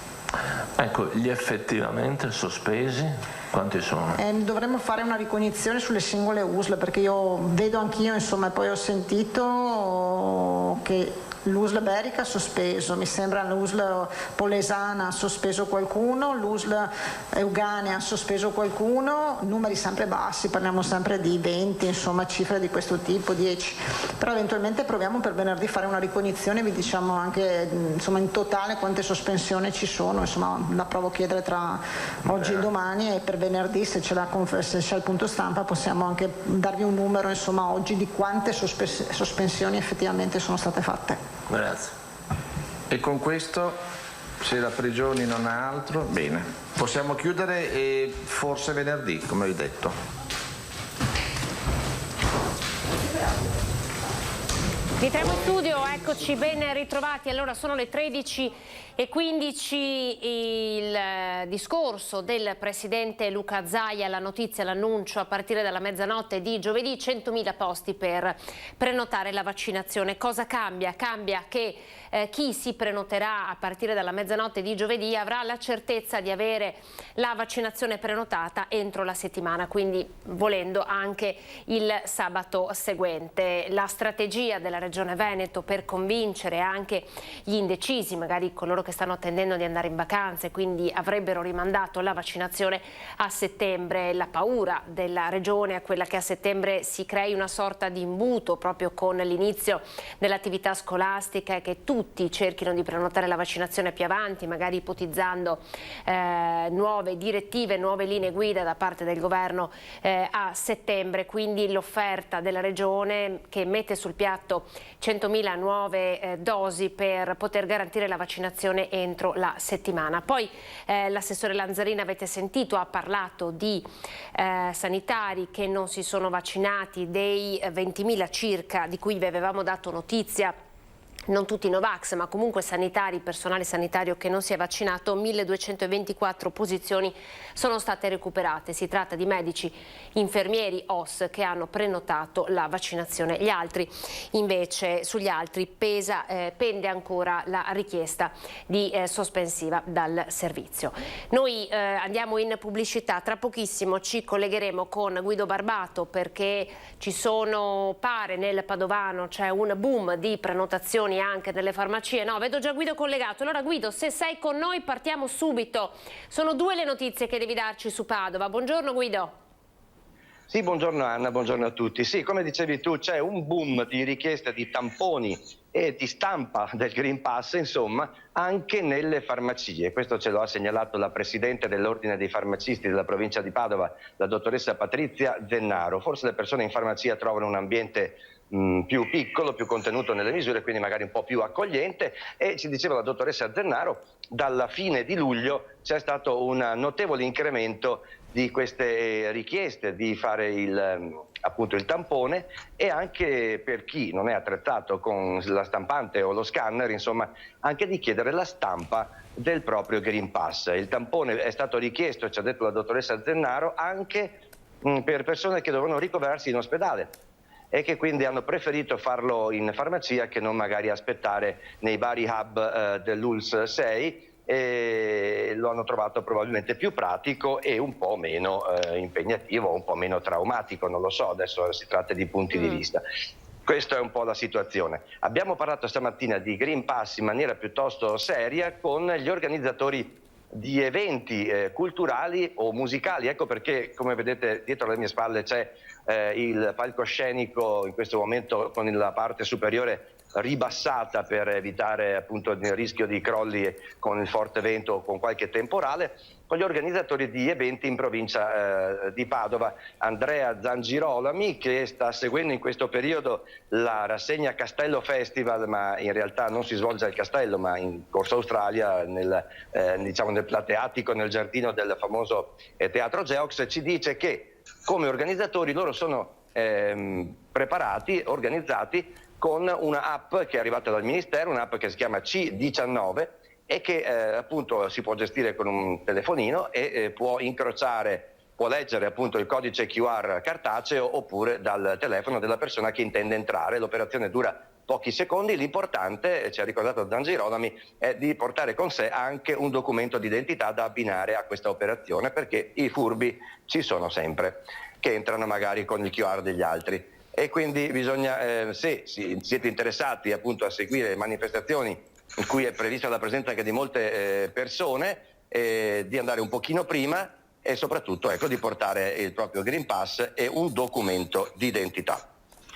Questo è quanto. Poi invece per la cronaca abbiamo una notizia un po' sconvolgente che arriva da Este, perché ieri sera, la tarda serata, un 32enne del posto si è arrampicato su un traliccio dell'alta tensione dalle parti di un centro commerciale ed è morto fulminato. Ecco alcune immagini forniteci dai vigili del fuoco.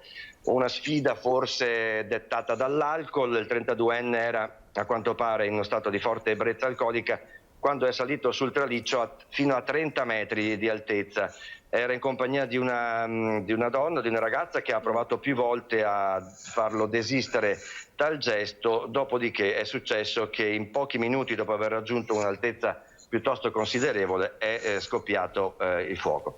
La testimone ha chiamato i pompieri e i carabinieri, che sono arrivati i medici del 118, ma è servito anche una squadra del soccorso speleo alpino fluviale che non hanno potuto fare altro che recuperare il corpo di questa persona, dicevo un uomo di 32 anni, prima che appunto, subito dopo che i tecnici dell'Enel avevano distaccato la tensione. Tutto quanto si è svolto nella notte, terminato alle 3 di questa notte. Ancora non si conoscono i motivi di questo gesto, se appunto che abbiamo detto una sfida, ma bisognerebbe capire poi. Insomma, i carabinieri indagheranno per farci sapere qualcosa di più, ammesso che ci interessi, ecco. Grazie Guido Barbato in collegamento da Padova, grazie mille anche per averci dato questo aggiornamento di cronaca. Allora buon lavoro a te e a tutta la redazione. Grazie, alla prossima, ciao. Allora, ecco, avete sentito le notizie da Padova, questo boom di accessi alle farmacie per avere il Green Pass, e restando a Padova vi facciamo vedere un servizio realizzato proprio dai colleghi che hanno ascoltato baristi e ristoratori preoccupati. Tra pochissimo, quindi il 6 di agosto, entrerà in vigore l'obbligatorietà del Green Pass in bar e ristoranti, soltanto al chiuso ovviamente, ma c'è tanta preoccupazione. Allora, sentiamo il servizio che hanno realizzato i colleghi e dopo andremo in pubblicità.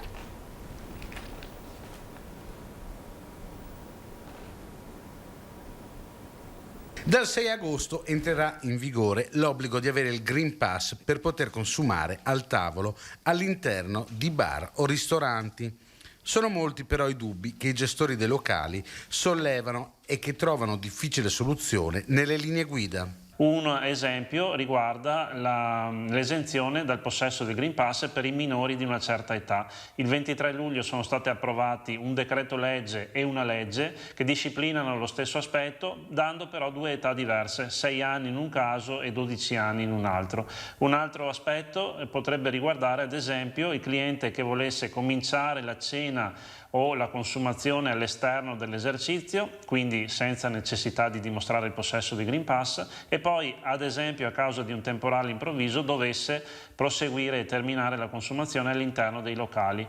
Pubblici esercizi in questo, come in molti altri casi, non sanno come devono comportarsi. Sono già molte le criticità che sono emerse in tema di controlli, tanto da spingere alcuni amministratori locali a chiedere semplificazioni e contributi per sagre ed eventi. I rappresentanti dei baristi chiedono che queste facilitazioni possano essere estese anche alla loro categoria. I pubblici esercizi sono attività economiche, imprenditoriali che pagano tasse, affitti, fornitori, dipendenti, danno lavoro a decine di persone per ogni attività, migliaia di lavoratori nella sola provincia di Padova, e quindi se ci sono agevolazioni e contributi per le sagre, gli stessi vengono previsti anche a maggior ragione per le attività economiche di pubblico esercizio. Questo è il servizio realizzato dalla redazione di Padova. Allora adesso andiamo a vedere le previsioni del tempo. Non sarà bellissimo né favorevole il tempo questa settimana. Abbiamo visto le frane nel Bellunese, poi anche le grandinate che si sono abbattute sul nostro territorio e soprattutto la zona della Pedemontana. Andiamo a vedere che tempo ci attende, pubblicità e poi parleremo di sicurezza informatica con un esperto. A tra poco.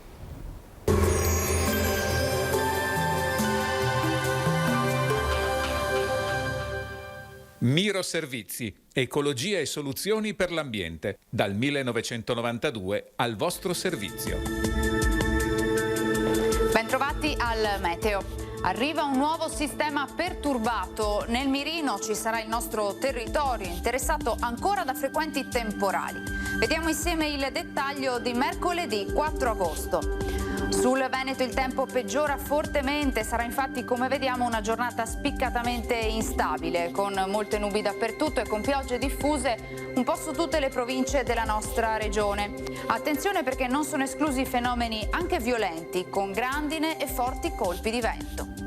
Generale calo delle temperature, minime tra 16 e 19 gradi, valori massimi compresi invece tra i 23 e i 27 gradi. Ci spostiamo ora sul Friuli Venezia Giulia, anche qui tempo molto variabile, con cielo grigio e con precipitazioni un po' ovunque. Temperature minime tra 17 e 19 gradi, valori massimi oscillanti tra i 25 e i 28 gradi. Infine diamo uno sguardo alla situazione del Trentino Alto Adige, dove avremo temporali anche in questo caso dappertutto e localmente potranno essere anche di moderata intensità, dunque attenzione. Temperature minime intorno ai 16-17 gradi, massime infine sui 25-26 gradi. Dal meteo per ora è tutto, vi auguro come sempre un buon proseguimento in compagnia di Antenna 3.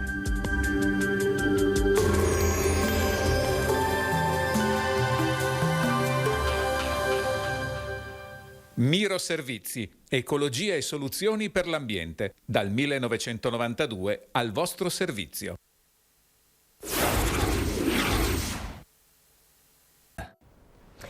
Eccoci, ben ritrovati, 13:30, ultima parte di questa edizione straordinaria. Prima di lasciare lo spazio al dibattito politico che ci sarà, diamo la linea ad Alberto Zanol, il nostro imprenditore esperto di sicurezza informatica che già abbiamo conosciuto perché ci ha aiutato a capire il funzionamento di Immuni e tutti i problemi insomma, legati a questa applicazione. Buongiorno Alberto, grazie. Buongiorno. Allora, noi l'abbiamo invitata perché in questi giorni stiamo sentendo parlare di un attacco hacker che ha colpito i servizi informatici della Regione Lazio, ma pare insomma che la minaccia si stia estendendo, allargando anche ad altre regioni. Cerchiamo di capire che cos'è un attacco hacker, quali sono gli obiettivi di chi ha attaccato l'anagrafe sanitaria della Regione Lazio, che cosa si vuole ottenere e che cosa si può ottenere. Allora, diciamo che le indagini sono ancora in corso, ma dal tipo di attacco utilizzato, e cioè un ransomware, pare che la finalità in questo caso sia esclusivamente ottenere appunto un riscatto per liberare i dati che sono stati bloccati in regione.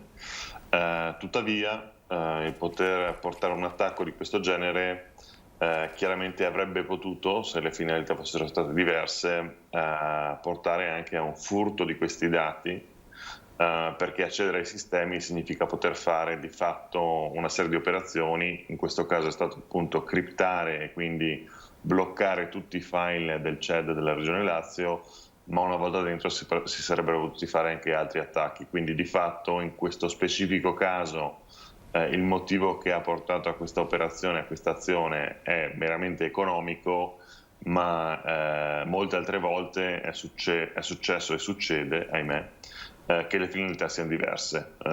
Zingaretti ha inizialmente, probabilmente sbagliando, insomma, ha detto che questo era un attacco terroristico, in realtà non c'è nessuna finalità politica, ma è un attacco fatto per avere il pagamento di un riscatto. Capita molto molto spesso ed è uno degli attacchi più frequenti, diciamo, quindi quando c'è un motivo economico che spinge i malintenzionati ad attaccare. E come si tutela, Alberto, un ente come la Regione? Prima abbiamo sentito il Presidente Zaia che ha parlato proprio di questo e ha detto noi ci stiamo tutelando, ma come si fa?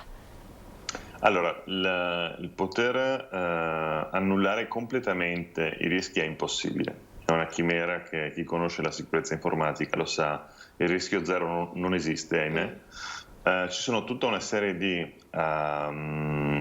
cautele, di tutele che si possono prendere, alcune sono strumenti software evidentemente, altre sono invece scelte strategiche e tattiche per gestire i potenziali attacchi, ma la cosa più importante, visto che il rischio zero appunto non esiste per definizione, è quella di poter gestire le leve di reazione alla crisi e quindi il ripristino dei sistemi e l'abbattimento il più possibile dei disservizi portati ai cittadini. Stiamo parlando di pubblica amministrazione, quindi di fatto la cosa più importante è che i servizi tornino in disponibilità dei cittadini nei tempi più brevi possibili. Ahimè, pare che in questo caso specifico, oltre ai sistemi live e in esercizio della Regione, sia stato intaccato anche il backup. Questo è un po' un problema che dimostra che, ahimè, ancora in Italia purtroppo certe dinamiche non sono ancora ben gestite, siamo un po' indietro tecnologicamente parlando e come approccio e metodologia. Cosa non succede ad esempio negli Stati Uniti? Negli Stati Uniti succede molto meno di frequente e sicuramente i tempi di reazione, le politiche e le policy di reazione e di crisis management sono molto molto più efficaci, quindi un down di un servizio di fatto può essere risolto nel giro dalle poche ore a 1 o 2 giorni. ma parlare di settimane o mesi è una cosa preoccupante, dà diciamo la sensazione la misura, ecco, della ahimè, incapacità alcune volte di reagire che abbiamo qui in Italia, purtroppo. Stiamo parlando di una nuova forma di criminalità. Sì, assolutamente. Si stima che il prossimo anno il giro d'affari legato a questo tipo di attacchi e di criminalità cibernetica, cyber crime, si arriverà a una cifra che supera addirittura il traffico di droga mondiale. Quindi sicuramente è il bacino di criminalità più imponente e più importante che dovremo affrontare nei prossimi anni. Questo si parla del 2022, quindi vi lascio immaginare cosa significhi nei prossimi 10 o 20 anni. Si sta spostando tutto sul digitale e di fatto il mondo digitale sta entrando nelle case di tutti i cittadini, quindi è assolutamente un campanello d'allarme. E poi stiamo vedendo che appena c'è il passaggio dalla Camera al Senato della riforma della giustizia, però forse ancora nei nostri codici penali non c'è un aggiornamento legato a questo tipo di reati, oppure sì? Allora, nella parte normativa si è cominciato a fare qualcosa ancora nel 2017-2018 in Italia, anche sull'onda delle decisioni prese in ambito europeo, quindi l'applicazione delle norme europee già esistenti. C'è un po' una resistenza, che non è una resistenza di tipo politico, ma una resistenza culturale, nel senso che partendo da una situazione poco avanzata a suo tempo stiamo un po' rincorrendo il problema, ok? Quindi sono tante cose che devono essere valutate e gestite e che oggi non sono in linea con gli standard internazionali, però alcune iniziative come ad esempio la creazione del Ministero per la digitalizzazione stanno velocizzando questo processo e pare che insomma anche a breve si discuta una nuova normativa proprio sulla lotta al cybercrime e compatibilmente anche con i tempi di reazione della pubblica amministrazione, l'innovazione da portare all'interno degli enti per garantire un livello di sicurezza maggiore. Quindi è un tema caldo oggi, in questo momento, e quello che è avvenuto nella Regione Lazio ha dato una ulteriore accelerata sull'urgenza del tema. Senta, parliamo di nuove criminalità, ma allora possiamo anche immaginare di parlare di nuove professionalità, ad esempio come la sua, che potrebbero diventare, ieri Zaia in conferenza stampa, l'altro ieri diceva, questi sono bravissimi, cioè queste sono persone che andrebbero assunte dall'altra parte, allora, no? Sì. È una pratica che negli Stati Uniti è già consolidata da anni, quindi i migliori hacker di fatto poi passano al servizio della collettività. Diventano hacker buoni. Certo, chi conosce l'attacco conosce chiaramente anche la difesa. Di fatto, per esempio anche nella mia azienda siamo partiti a collaborare ancora 6-7 anni fa con degli enti pubblici, degli enti di polizia, proprio per studiare metodi di attacco nuovi, e da lì abbiamo imparato il know-how per mettere in atto la difesa. Quindi sì, assolutamente è giusta la considerazione, è una pratica abbastanza comune. Lì chiaramente bisogna essere fortunati a trovare la persona che è disposta a passare in gergo noi li chiamiamo black hat, quindi gli hacker quelli cattivi, ai white hat, quindi i cappelli bianchi, gli hacker invece buoni. Però sì, assolutamente è un mondo che molto contingente, molto vicino, il bene e il male hanno più o meno le stesse esperienze, la stessa expertise, poi bisogna solo decidere se usarlo per il bene della collettività o per l'interesse personale. Ecco. Senta, fa un po' specie, no? Noi ci siamo conosciuti perché abbiamo parlato di Immuni, voi avete implementato la sicurezza dell'app Immuni con la sua azienda trevigiana, e fa un po' specie, no? Vedere come uno dei limiti più grandi nel download dell'app Immuni sia stata la paura delle persone a vedere rubati i loro dati e violata la loro privacy. Poi accade che dati che insomma fanno parte dell'anagrafe sanitaria che ha una pubblica amministrazione vengono rubati così in un soffio. Non trova un po' di... Allora, sì, è un controsenso. In realtà, allora, pare dalle ultime informazioni che i dati non siano stati rubati ma solo bloccati. In realtà fa poca differenza, nel senso che nel momento in cui li hanno bloccati avrebbero tranquillamente potuto anche rubarli. Quindi sì, è un po' un paradosso, anche perché gli utenti, ma già lo dicevamo ai tempi dell'app Immuni, gli utenti sono abituati a utilizzare degli strumenti digitali, vedi i social, vedi i giochi sul cellulare e quant'altro, che di fatto di mestiere raccolgono dati.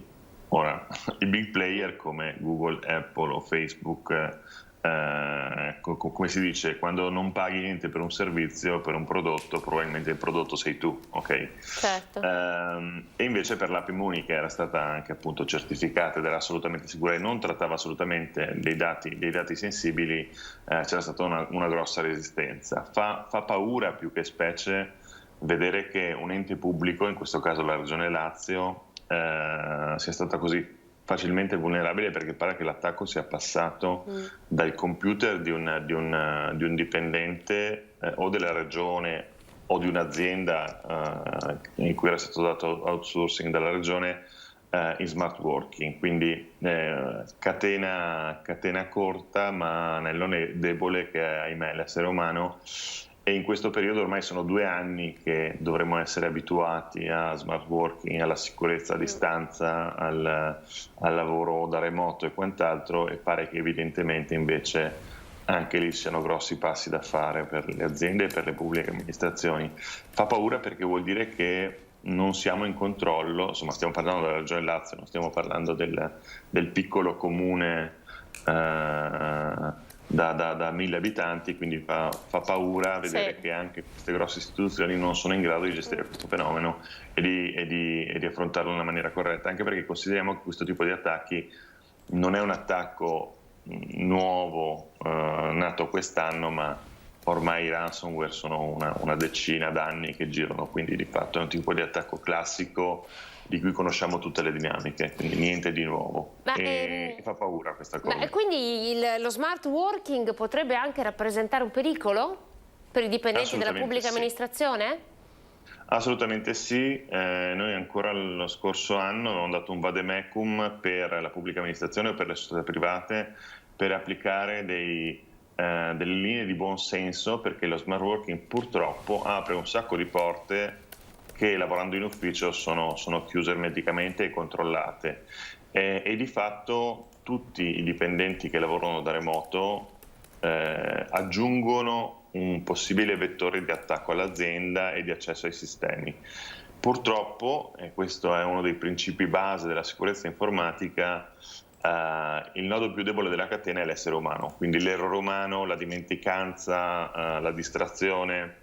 E avere tante persone al di fuori dell'ufficio, che sia pubblico che sia privato, che accedono con dei software più o meno sicuri e più o meno controllati ai sistemi interni, dà possibilità, come è accaduto proprio per la Regione Lazio, di accedere poi ai sistemi e provocare dei danni anche importanti. Senta, le faccio un'ultimissima domanda. Per quanto riguarda il Green Pass è stato dato il via libera dal garante della privacy, però l'app IO è stata di fatto bocciata. Perché? Perché di fatto l'app IO era stata concepita e sviluppata per altri scopi, altri motivi. E questo è un po' noi lo chiamiamo la rincorsa al time to market in senso lato, ovviamente in questo caso è il servizio che non tiene conto però di tutto il lavoro pregresso che deve essere fatto, cioè la sicurezza di un'applicazione e la capacità di un'applicazione a rispondere a determinati requisiti viene dall'inizio, da quando viene progettata. Se evidentemente all'inizio viene progettata per altri scopi, okay, e poi in corso d'opera si aggiungono cose, è evidente che la situazione finale potrebbe non essere adeguata allo scopo. Sì, poi il Green Pass adesso è disponibilizzato anche su Immuni, su altri canali, evidentemente anche sul sito web del governo, però ahimè questo è un problema. Noi professionisti del settore diciamo che oggi e soprattutto per il futuro la linea guida che deve guidare chi garantisce la sicurezza non solo per il nostro mestiere, cioè quelli che controllano la sicurezza, ma anche e soprattutto per chi invece produce e mette in esercizio delle applicazioni digitali, deve partire dal concetto di security by design. Quindi la sicurezza deve essere garantita non solo perché viene applicata nello sviluppo delle applicazioni o nella gestione dei servizi, ma anche e soprattutto, ahimè, perché l'evoluzione degli attacchi è talmente veloce, ma soprattutto in fase di design, quindi in fase di progettazione del software stesso. Bisogna partire già da delle basi solide, perché anche se volessimo garantire la sicurezza di un'applicazione solamente andando a mettere dei piccoli tamponi o delle toppe quando avviene l'attacco X o Y, non saremo efficienti, perché la velocità appunto di trovare nuovi metodi di attacco e nuove tecnologie di attacco è molto più veloce di quello che noi possiamo garantire. Quindi partendo invece con la sicurezza già dalla progettazione delle applicazioni, cosa che ahimè è un fatto culturale e pochi fanno in Italia, abbasseremo in maniera molto sensibile il livello del rischio. Ma quanto tempo ci vorrà secondo lei, che è uomo di mondo, a cambiare, no? A fare un'evoluzione culturale anche in Italia da questo punto di vista? Perché lei ha calcato molto la mano su questo, no? Su questa l'approccio culturale nostro, che di fatto... Ma guardi, io ho avuto uno shock culturale. Lo scorso anno noi abbiamo aperto una sede in Silicon Valley, a Menlo Park, e io sono andato ad avviarla e la gestisco tutt'oggi. Uno shock culturale proprio sulla competenza diretta e indiretta che ha anche la popolazione comune su quello che è il rischio digitale. In Italia non si percepisce. È una cosa che non esiste. Negli Stati Uniti ormai è un tema trito e ritrito, per cui è sulla bocca di tutti ed è una cosa consolidata e data per scontato. Quindi, ahimè, il problema dell'evoluzione del sentimento verso questa tematica in Italia principalmente coinvolge sia le istituzioni, e lì si sta già facendo un grande lavoro, quindi mi auguro che nel medio breve periodo, che vuol dire insomma qualche anno, 2, 3, 5 anni, ci sia un cambio sostanziale dell'approccio a questi temi, perché è necessario, ma dall'altra parte c'è anche un fattore culturale che riguarda la popolazione, quindi delle attività, e lì c'è un doppio problema, cioè chi già utilizza strumenti digitali e che è nativo digitale, quindi le nuove generazioni, che tendono a sottostimare il rischio in maniera importante. Quindi si deve creare una cultura del popolo che capisca quali sono i rischi a cui si viene esposti. Facilmente si usano i tablet, i cellulari per fare anche acquisti online, per fare ormai oggi qualsiasi cosa, e bisogna tenere in considerazione che sono degli elementi di rischio che fino a ieri non abbiamo mai conosciuto, ma che oggi sono la nostra realtà quotidiana. Questo percorso della sensibilità della gente verso queste tematiche, ahimè, richiederà molto più tempo. Quindi dobbiamo forse la scuola che anche potrà fare la sua parte. Certo, la scuola, perché appunto le più esposte sono le giovani, le nuove generazioni, e la linea che detterà poi la parte normativa istituzionale, quindi anche una sensibilizzazione da parte del governo e degli enti pubblici. Grazie Alberto Zanol per questa breve ma intensa lezione di educazione digitale, no? Di cui c'è sempre bisogno, quindi davvero grazie per essere stato in nostra compagnia in questa diretta di Antenna 3. Le auguro buon lavoro. Grazie a voi altrettanto. Arrivederci. Dunque noi tra pochissimo partiamo con il nostro dibattito politico. Avete sentito un po', questo è il quadro, l'orizzonte è anche preoccupante, ma sicuramente con il nuovo Ministero che di fatto guarda alla transizione digitale, sicuramente l'Italia farà dei grandi passi in avanti. Adesso però andiamo a vedere un servizio realizzato dalla redazione di Vicenza. Torniamo a parlare di Green Pass necessario per partecipare agli eventi. Vi ricordo che l'obbligatorietà entra in vigore a partire dal 6 agosto, dunque tra pochissimo. In quest'area qui che vedete ora si svolgerà il Lumen Festival, che è uno dei primi festival in Italia con il Green Pass, con l'obbligo di Green Pass. Sulle rive del laghetto di Marola, a Torre di Quartesolo, la sfida è stata accettata. Gli organizzatori del festival musicale giunto all'8ª edizione non si sono intimoriti e venerdì, a ridosso della scadenza che prevede l'obbligatorietà del Green Pass, hanno deciso di organizzare comunque il loro evento nel rispetto della normativa tra i primi in Italia. È un festival di 4 giorni dove si alterneranno le migliori band della scena hip hop e rock nazionale. Diciamo che questo è il frutto del lockdown, quindi durante il lockdown ci siamo ritrovati, abbiamo pensato e da qui è nato Spark, quindi è frutto del lockdown. La verifica di Green Pass l'effettueremo tramite le applicazioni consigliate dal Ministero. Le persone accederanno, chi ha il Green Pass verrà scansionato e verrà fornito di un bracciale che gli darà la possibilità di accedere alla zona concerti. Non è stata facile l'organizzazione, per tutti sarà possibile accedere alle diverse aree, solo per il concerto è previsto l'esibizione del certificato. Volendo, qui sarà possibile effettuare anche un tampone. In questa zona stiamo lavorando per allestire la zona delle casse della biglietteria e quella che sarà la zona tamponi, con una zona di privacy dove le persone possono venire a fare il tampone e poi, se negative, rientrare e accedere al festival in modo sicuro. Qui sorgerà il palco, sono appena iniziati i lavori. Quest'anno ci è stato proprio richiesto la possibilità di tenere il pubblico seduto e quindi è limitato a 1000 persone, quindi un concerto che gli altri anni faceva 2-3 mila persone, quest'anno è limitato a 1000 persone.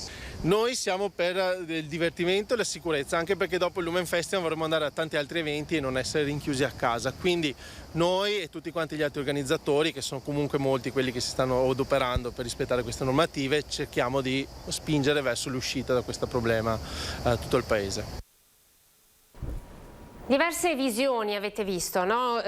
Diversi modi di interiorizzare il Green Pass. Adesso andiamo a Carmignano di Brenta, nel Padovano, perché sabato c'è il primo Vax Day, primo grande Vax Day dell'Alta Padovana. Vediamo. Un'intera giornata dedicata alla vaccinazione anti-Covid fatta nel proprio comune di residenza. Il Vax Day sabato 7 agosto a Carmignano di Brenta, il primo nell'Alta Padovana. Le somministrazioni si faranno all'interno della scuola primaria De Amicis in piazza Marconi dalle 8:30 alle 13:30 e, se il turno della mattina verrà riempito, anche nel pomeriggio dalle 15:30 alle 18:30. Obiettivo: raggiungere il 28% dei carmignanesi che ancora non hanno provveduto a vaccinarsi o a prenotarsi. Con questa iniziativa abbiamo voluto dare un messaggio forte nei confronti della vaccinazione, ma soprattutto abbiamo voluto dare un servizio a chilometro zero proprio presente all'interno della nostra comunità. Quindi vi aspettiamo a Carmignano per il Vax Day del 7 agosto. Il Vax Day è dedicato a tutti i residenti over 12 appartenenti al distretto dell'ULSS 6 dell'Alta Padovana. Nel punto vaccinazioni sarà utilizzato il vaccino Pfizer e il richiamo sarà fissato dopo 21 giorni, dunque sabato 28 agosto. Per poter organizzare al meglio la giornata è richiesta la prenotazione del proprio turno entro giovedì 5 agosto nella farmacia comunale di Carmignano di Brenta in via degli Alpini 23 oppure chiamando il numero 800 911 981 nei seguenti orari dalle 8:30 alle 12:30 e dalle 15:30 alle 19:30. Allora, sono le 13:52, io saluto e ringrazio i nostri ospiti, forse uno si sta ancora collegando, ma allora intanto partiamo da Fabio Crea, Fratelli d'Italia, buongiorno. È collegato, non sento l'audio. Facciamo una verifica sull'audio. Buongiorno. Eccolo, buongiorno. Sì, la sentiamo. Buongiorno, grazie per essere con noi. Siamo in attesa anche di avere collegato Roberto Grigoletto del Partito Democratico. Allora io parto con lei, Crea. Beh, non possiamo non partire, direi, dalla riforma della giustizia, visto che lei è avvocato. Avvocato Fratelli d'Italia, cosa ne pensa di questa riforma della giustizia che passerà in Senato? Quali sono i punti deboli? Ma qualche titolista, anzi qualche giornalista molto attento e non di Fratelli d'Italia ha titolato o comunque ha commentato questa riforma come una riformetta. E devo dire che è una riforma che, al di là di quello che è l'abito, il vestito politico che rappresento, sono innanzitutto appartenente alle Camere penali, in particolare alla Camera Penale veneziana, e devo dire che anche le Camere penali sono fortemente critiche su questa riforma che in realtà non solo non introduce degli strumenti utili per superare le gravi problematiche del nostro processo penale, però dall'altra parte viola alcuni principi, non soltanto di diritto, ma alcuni principi assolutamente invalicabili, che sono principi costituzionali, che fanno a pugni con quello che è il nostro diritto e il diritto di ogni imputato. Si pensi solamente al fatto, tanto per andare un po' più sul concreto, che per quanto riguarda il tentativo di risolvere il grave problema delle lungaggini dei processi penali, non mi addentro sulle tematiche del processo civile che meno mi appartengono, tenuto conto di quello di cui mi occupo maggiormente, però per superare i problemi della lungaggine del processo, piuttosto che dotare fattivamente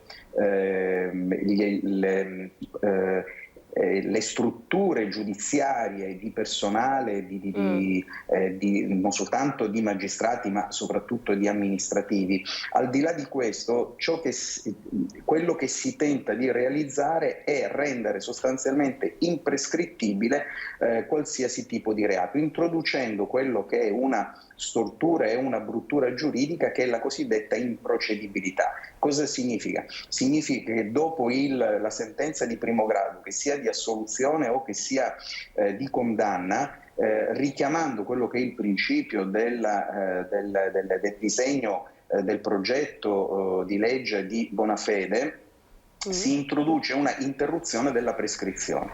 La prescrizione è una norma non soltanto prevista dal Codice Penale, ma è una norma di diritto e di garanzia, quindi prevista dalla Costituzione evidentemente, che consente, anzi impone di individuare un reato, un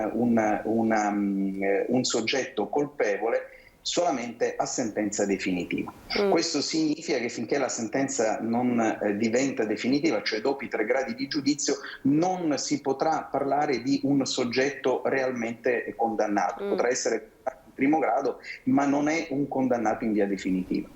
Stabilendo una interruzione della prescrizione con la sentenza di primo grado e successivamente l'improcedibilità del processo se non verranno rispettati i termini di 2 anni per quanto riguarda l'appello e 1 anno per quanto riguarda l'udienza la sentenza della Suprema Corte di Cassazione, sostanzialmente un imputato che sia assolto, che sia condannato in primo grado, rimarrà sostanzialmente imputato a vita, anche se il procedimento, il processo non andrà più avanti, ma non sarà mai giudicato colpevole o innocente fino a sentenza definitiva. E perché non si arriverà mai per l'improcedibilità a una sentenza definitiva. Questo evidentemente è un principio introdotto che viola gravemente i nostri diritti costituzionali e di garanzia di ogni imputato, che ha il diritto di avere un processo equo, ma soprattutto nei tempi corretti, perché non è ovviamente un principio giuridico accettabile quello che un imputato sia imputato a vita,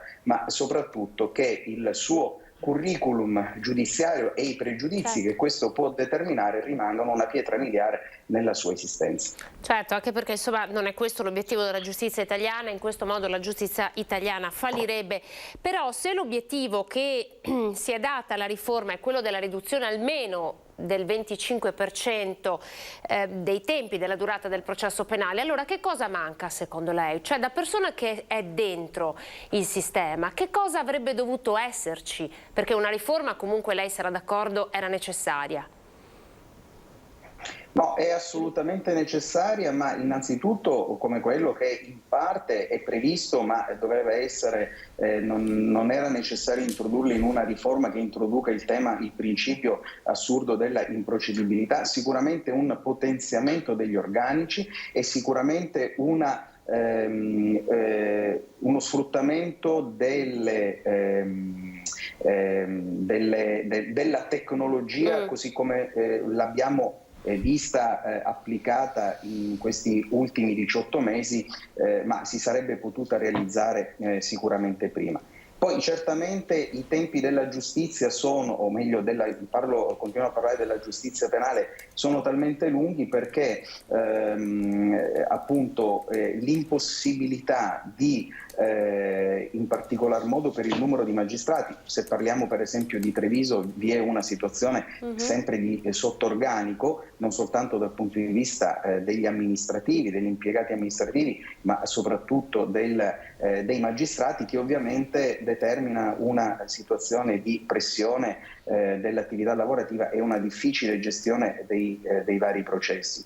Eliminare determinati balzelli anche di natura formale che si potrebbe certamente fare alleggerendo per esempio il lavoro delle cancellerie, rendendo più snelle le notifiche, gli accessi ai fascicoli eccetera, potrebbero aiutare insieme a un'implementazione di quello che è appunto il personale giudiziario, amministrativo e giudicante, requirente per quanto riguarda le procure, potrebbe certamente svegliare. Quindi un impegno certamente economico importante nel comparto della giustizia. Questo è assolutamente fondamentale.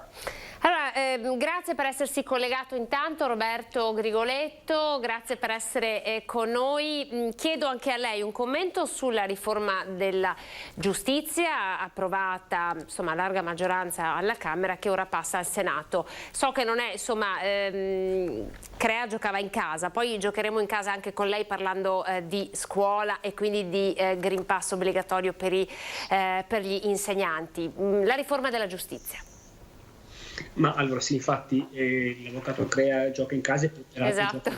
È un bravissimo avvocato nuovo diritto, quindi io certamente non mi intrattengo e non mi addentro negli aspetti tecnici. Io sul piano politico ne ribadisco quanto è stato detto, nel senso, nella premessa, cioè che una riforma era assolutamente necessaria.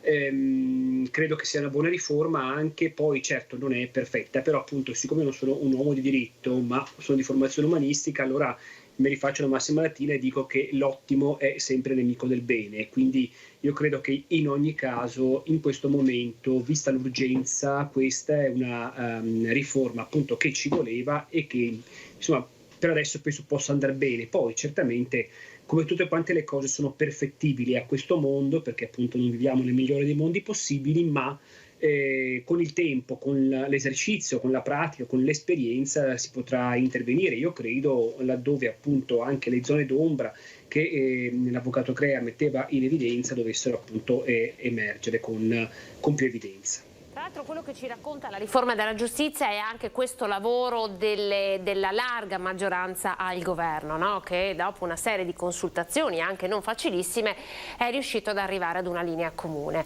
quella che si spera si potrà ottenere anche con il nuovo decreto che spiegherà, racconterà quale sarà l'utilizzo del Green Pass da qui in avanti.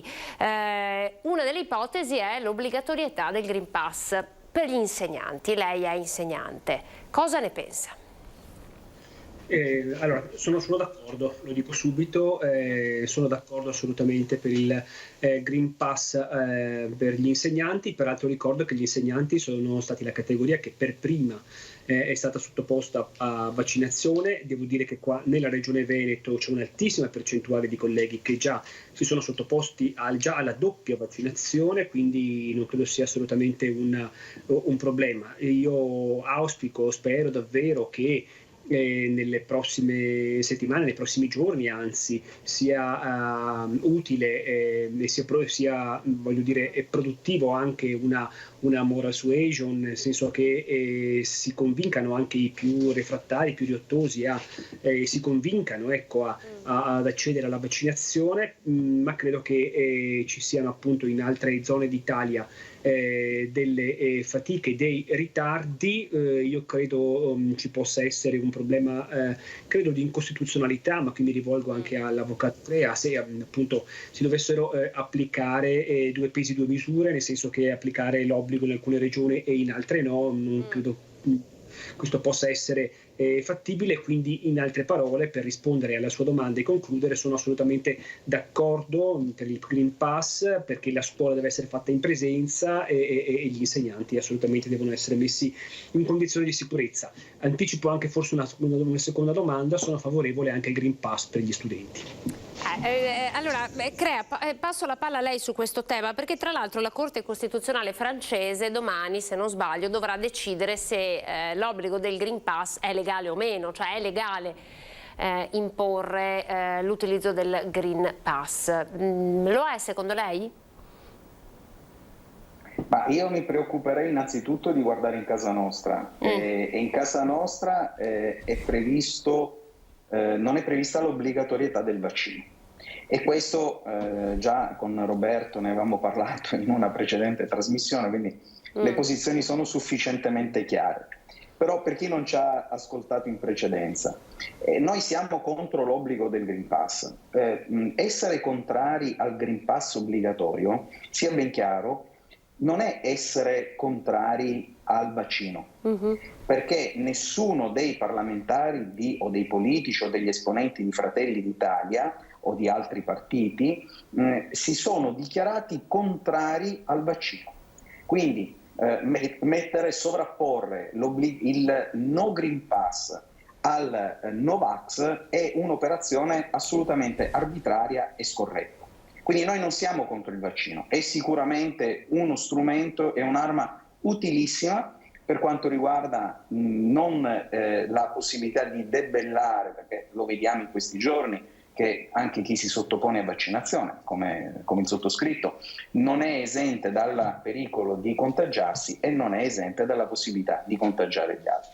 Ciò che non è ammissibile è introdurre surrettiziamente attraverso l'obbligo della cartolina verde, cioè del Green Pass, rendere obbligatorio il vaccino senza che questo passi attraverso un'assunzione di responsabilità politica e una decisione da parte del Parlamento o del governo immediatamente. Che cosa intendiamo dire? Intendiamo dire che se ogni cittadino ha la libertà di scegliere se vaccinarsi o meno, se sceglie di non vaccinarsi, secondo noi in maniera non opportuna, però parliamo di un principio giuridico, se si sceglie legittimamente, cioè nella legalità, di non vaccinarsi, non può essere condizionato nell'esercizio di ogni suo diritto, qual è quello della libertà di frequentare determinati esercizi commerciali, perché non si è vaccinato. Ricordo, lo avevo già ricordato, che nel giugno 2021, qualche mese fa, quando fu introdotto, o adesso non ricordo, quando fu introdotto l'obbligo del Green Pass, la previsione del Green Pass europeo, il regolamento 953 dell'Europa ha stabilito che l'introduzione del Green Pass non dovesse comunque comportare delle forme di discriminazione per chi non intendesse vaccinarsi.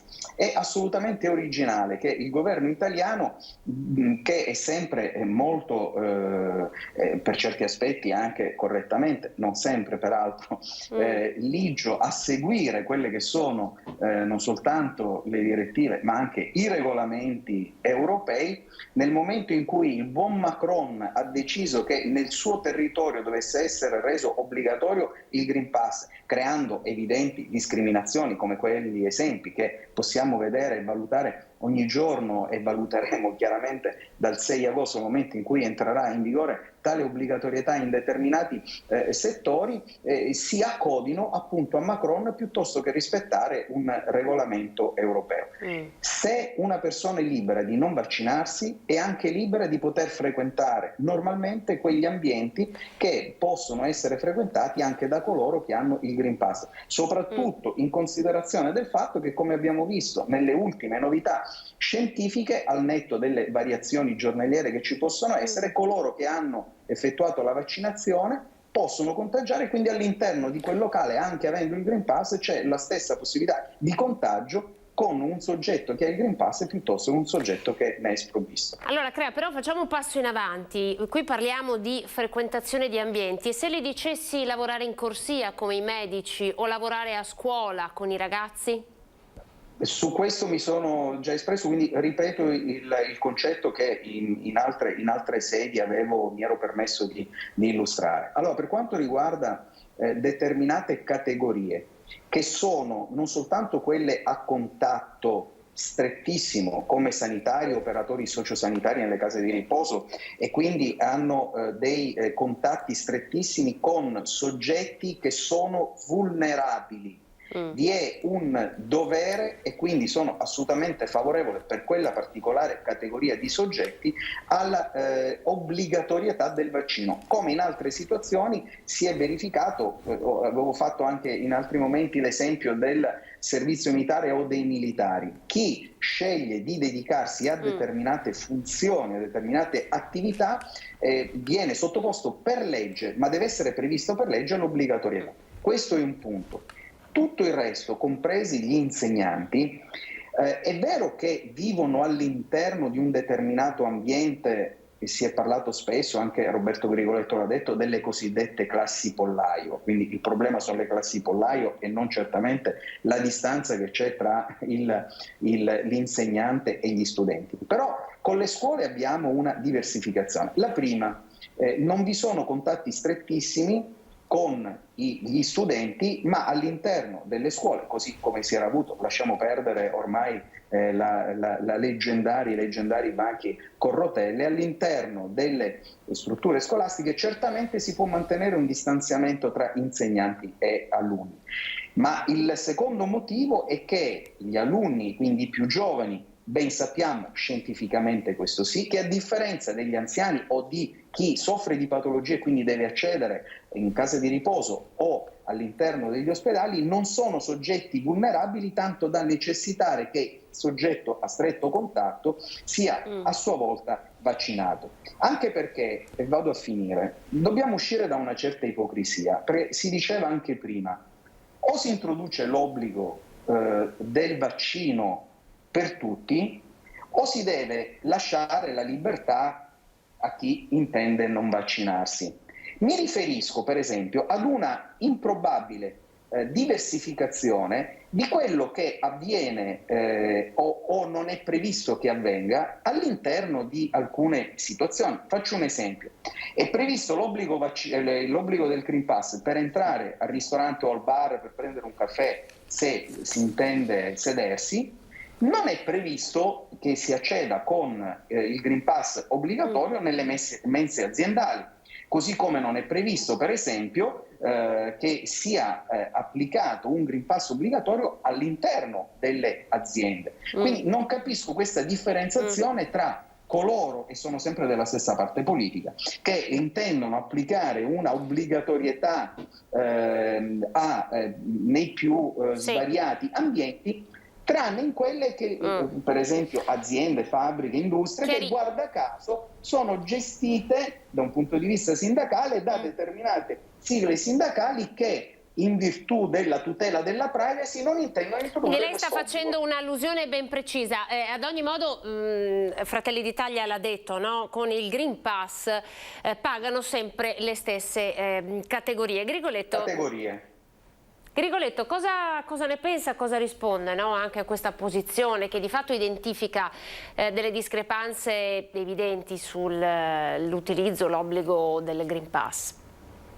Sì, mi sembra tra maggioranza e opposizione, oddio, anche all'interno della maggioranza per la verità, perché la posizione di Salvini non è proprio una posizione che sia sempre coerente, voglio dire, c'è parte invece che lo contrasta su questo, ma lasciamo perdere. Allora, io dico che sul piano giuridico, sul piano diciamo anche dei diritti costituzionali, il ragionamento che fa l'avvocato Crea, Fabio, è assolutamente corretto, io lo comprendo sul piano del diritto, ed è vero quanto dice: il vaccino non è un obbligo e di conseguenza deve essere un obbligo almeno il Green Pass, se ovviamente il sillogismo è perfetto. Detto questo, però, bisogna anche considerare che siamo a fronte di un'emergenza sanitaria che non demorde, siamo nella quarta ondata, come si dice, ma peraltro lo scenario ci è già anticipato, insomma, dall'Inghilterra, ci è anticipato dalla Spagna, ci è anticipato addirittura da Israele, addirittura dalla Cina, dove tutto quanto è partito. Abbiamo sentito a Wuhan cosa è successo, cosa sta succedendo.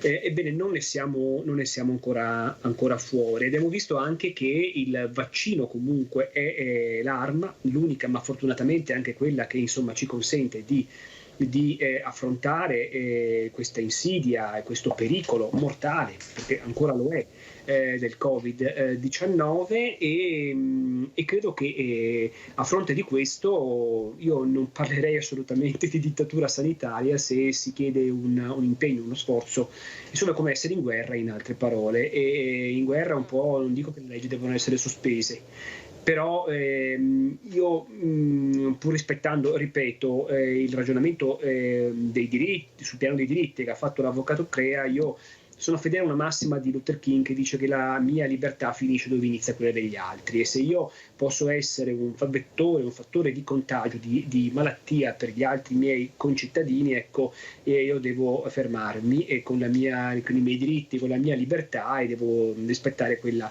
degli altri. Siamo in questa situazione, e del resto con il Green Pass abbiamo visto anche un'altra cosa. Abbiamo visto che laddove è stato, nel momento in cui è stato anticipato l'obbligatorietà del Green Pass, c'è stata un po' una conversione di molti alla vaccinazione, magari alcuni che erano incerti, alcuni che erano pigri, alcuni che volevano aspettare, ecco, appunto perché avevano il desiderio di non perdere determinate libertà o spazi di movimento, si sono vaccinati. Quindi mi perdoni Grigoletto, secondo lei è ambigua la posizione della Lega su questo tema?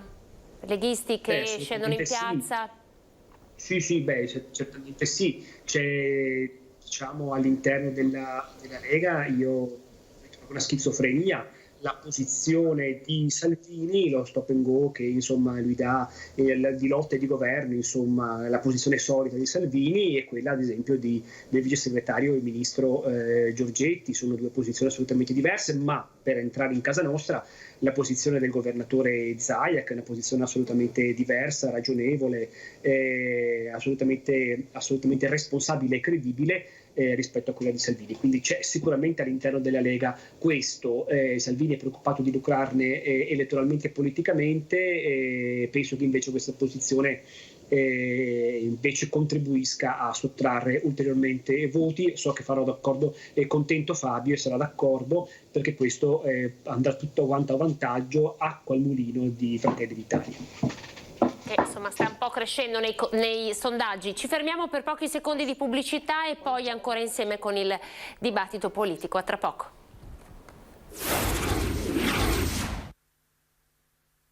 Ben ritrovati 14:20, saremo insieme fino alle 14:30, edizione straordinaria di Antenna 3 con il punto stampa del Presidente Zaia, vari interventi, abbiamo parlato di scuola, di Green Pass, di nuove politiche per i tamponi, abbiamo parlato di attacchi hacker e sicurezza dei dati, e ora è in corso un dibattito politico. Vi ripresento i nostri ospiti: Fabio Crea, Fratelli d'Italia, Roberto Grigoletto, Partito Democratico.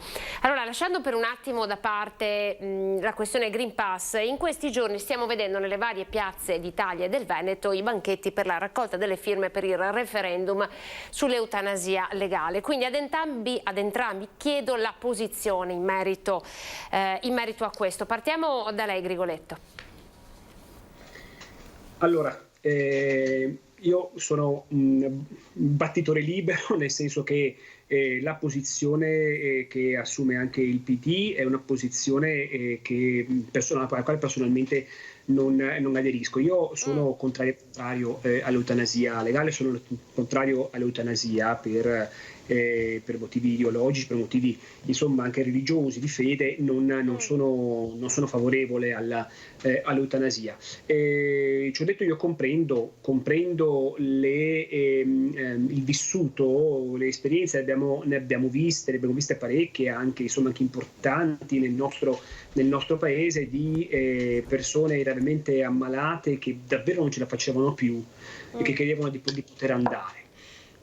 Io credo sempre ci sia sul piano laico, dal punto di vista laico, l'ammetto, ci sia comunque sempre l'obbligo di tentarle tutte fino alla fine, di non arrendersi mai. Ho molta fiducia in questo, nella scienza e nella medicina, cosa che insomma ho sempre avuto anche in questo momento, in questa fase della pandemia, e credo che fino alla fine una vita si debba cercare di salvarla. Certo, capisco anche che la vita debba per molti essere vissuta dignitosamente, e che a un certo punto uno chieda anche di poter staccare la spina. Ecco, è una scelta questa, però io sinceramente non la vedo come possibilità di legge per il nostro paese. Quindi lei non firmerà sostanzialmente. Crea. Ma il testo che è stato licenziato nei giorni scorsi, il 6 luglio, ha avuto la netta opposizione, il voto contrario da parte delle forze di centrodestra. Non c'è dubbio che il tema è assolutamente delicato ed è sicuramente non può essere incasellato forzatamente all'interno di un contesto politico-partitico, sì, perché involge evidentemente delle questioni di natura etica, di natura morale, questioni molto, molto intime. Però sono d'accordo con Roberto Grigoletto in questa parte. La vita umana non deve essere nella facile disposizione da parte di chi, come vorrebbero i referendari, vorrebbe esercitare dei diritti sulla persona. È un tema molto delicato, deve essere sottoposto ad una seria legiferazione. Io ritengo che soprattutto, anzi dovrebbe essere assolutamente limitato ai casi assolutamente estremi, quelli che scientificamente, da un punto di vista della medicina, incontrovertibilmente sono delle situazioni assolutamente irrimediabili, ma questo esiste già nella legge. Per dichiarare la morte cerebrale esiste una commissione che determina, in presenza di diversi specialisti dell'azienda sanitaria dove è presente il soggetto che si ritiene essere in una situazione terminale, e ritengo che quindi esistono oggi quelle condizioni di legge che dal punto di vista scientifico assicurano la possibilità della dichiarazione della morte cerebrale con tutte le conseguenze evidenti del caso, ed è quello il momento ultimo in cui può essere dichiarata questa forma, che non è certamente di eutanasia, ma è qualcosa che si avvicina molto a questa. Retrocedere ad un momento precedente, anche se certamente coinvolge delle situazioni anche familiari molto molto importanti e a volte molto difficili da affrontare, è qualcosa che da un punto di vista ideologico e potremmo dire anche da un punto di vista politico per noi non è accettabile. Poi c'è un altro referendum di cui abbiamo sentito parlare ancora un po' di tempo fa, e Renzi si è un po' intestato questa battaglia, cioè quello che vuole abolire il reddito di cittadinanza. Di reddito di cittadinanza stiamo sentendo parlare perché un altro dei racconti, delle fotografie del nostro territorio, soprattutto adesso in periodo di vacanze, è quello di una totale mancanza di professionalità, soprattutto lavoratori stagionali. Sono molti i titolari di esercizi che ci hanno raccontato di ricevere dei dinieghi di fronte ad un'offerta di lavoro proprio perché esiste il reddito di cittadinanza. Chiedo ad entrambi come dovrebbe essere rimodulato, se abolito, in quale forma riuscire comunque a garantire un reddito minimo a popolazione in difficoltà, cioè fino a che punto il nostro Stato può sviluppare una riforma del welfare in un'ottica di reddito di cittadinanza. Quindi adesso parto con lei, Crea, per poi andare a Grigoletto. Ma è stato dimostrato che il reddito di cittadinanza è una delle più grandi forme di sussidio parassitario che determinano un congelamento anche per quanto riguarda il mondo del lavoro. Abbiamo sentito, abbiamo letto ed è documentato il fatto che determinati esercenti non hanno la possibilità di individuare, di assumere anche giovani che preferiscono non lavorare e magari acquisire qualche centinaia di euro in meno piuttosto che andare a lavorare. Questo è la più grave perversione ed è peraltro la conseguenza più naturale, come noi di Fratelli d'Italia avevamo denunciato, del reddito di cittadinanza. Il reddito di cittadinanza non deve essere un sussidio parassitario nei confronti di chi ha la capacità lavorativa, deve essere eventualmente una forma assolutamente transitoria per chiunque è in un momento di transizione tra l'uscita da una determinata attività lavorativa e un altro, oppure situazioni che riguardano particolari categorie di soggetti in evidente difficoltà familiare o personale per un reingresso nel mondo del lavoro. Quindi un welfare che deve essere modulato e ritagliato non in maniera trasversale su qualsiasi cittadino per qualsiasi età anagrafica, ma deve essere individuato nei confronti di determinate categorie di soggetti, deve essere assolutamente limitato. Abbiamo visto come la perversione, la conseguenza di questo reddito di cittadinanza si sta ripercuotendo in maniera assolutamente grave su quello che è il nostro mondo del lavoro. Non c'è dubbio, e quindi anticipo quello che è sicuramente uno delle obiezioni di Roberto Grigoletto, che ci deve essere anche una, bisogna ripartire dal livello salariale, non c'è dubbio, perché ci sono determinate categorie di lavoratori che soffrono perché non hanno la possibilità di soddisfare le proprie esigenze di vita tenuto conto di quello che sono determinati regimi salariali. Su questo sono assolutamente, condivido quello che è la facile obiezione. Dico anche però che il salario va valutato e quindi deve essere aiutato l'imprenditore, il piccolo esercente, la cosiddetta partita IVA, a incentivarsi non soltanto all'aumento salariale che consente al lavoratore di avere una capacità di acquisto, diciamo così, più alta rispetto a quello che avrebbe in una situazione ordinaria come quella che in determinate situazioni, in determinati ambienti, per determinate attività lavorative abbiamo, ma deve essere incentivato attraverso un alleggerimento di quello che è il carico fiscale. Non mi riferisco ovviamente solamente al... la fermo, la blocco, Crea, perché sennò poi non riesco a farle rispondere sull'ultimo pezzo, quel commento sulla Lega schizofrenica, così come è stata definita da Grigoletto, quindi chiedo a Grigoletto di rispondere su questo, poi torno immediatamente da lei. Grigoletto. Ma io sarò brevissimo perché Fabio ha già praticamente risposto all'obiezione, quindi sarò ancora più sintetico per dire che comunque non può diventare un pretesto evidentemente il reddito di cittadinanza. Anch'io sono preoccupato ovviamente per le categorie di lavoratori che sono in uscita o che sono davvero in difficoltà nella loro azienda, nel loro posto di lavoro. In questo piuttosto interverrei con degli incentivi, con degli ammortizzatori. Questo dovrebbe essere un po' la politica per chi lavora, ma non può essere evidentemente un pretesto per chi non lavora, rimane a casa e rifiuta, come lei ricordava, appunto delle possibilità occupazionali. Quindi il referendum così com'è, cioè il reddito di cittadinanza così com'è? No, credo che non possa reggere. Non possa reggere. Velocissimo Fabio Crea, Grigoletto ha definito la Lega schizofrenica. No, questa è una cattiva lettura di quello che effettivamente, non perché la Lega abbia bisogno di avvocati difensori, anche se lo faccio di professione, ma devo dire questo, anche in relazione ad alcuni parlamentari leghisti che hanno partecipato a una manifestazione di libertà, a sostegno del diritto della libertà. Non è schizofrenia, l'ho detto prima, noi non ci opponiamo, noi non diciamo di essere Novax, non ci opponiamo al vaccino, tutti noi facciamo il vaccino e incentiviamo il vaccino.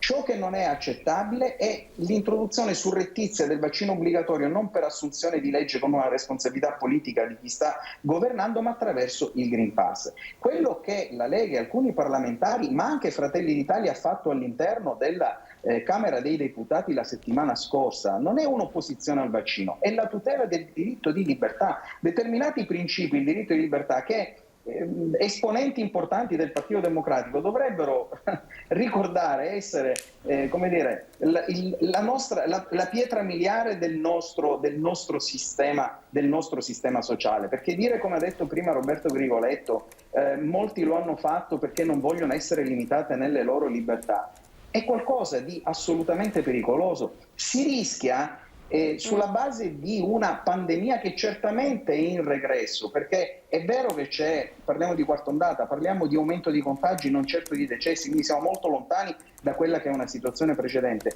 Si rischia, in presenza di determinate condizioni, una deriva antidemocratica, ed è ciò che deve essere evitato nella pandemia e in altre situazioni. Anche perché molto spesso... Siamo in chiusura, Crea, mi dispiace, devo davvero bloccarla. Grazie ad entrambi voi per essere stati in nostra compagnia. Roberto Grigoletto, Partito Democratico, Fabio Crea, Fratelli d'Italia. Perdonatemi, ma il tempo a nostra disposizione è davvero terminato. Grazie. E a voi telespettatori per essere stati con noi. Arrivederci.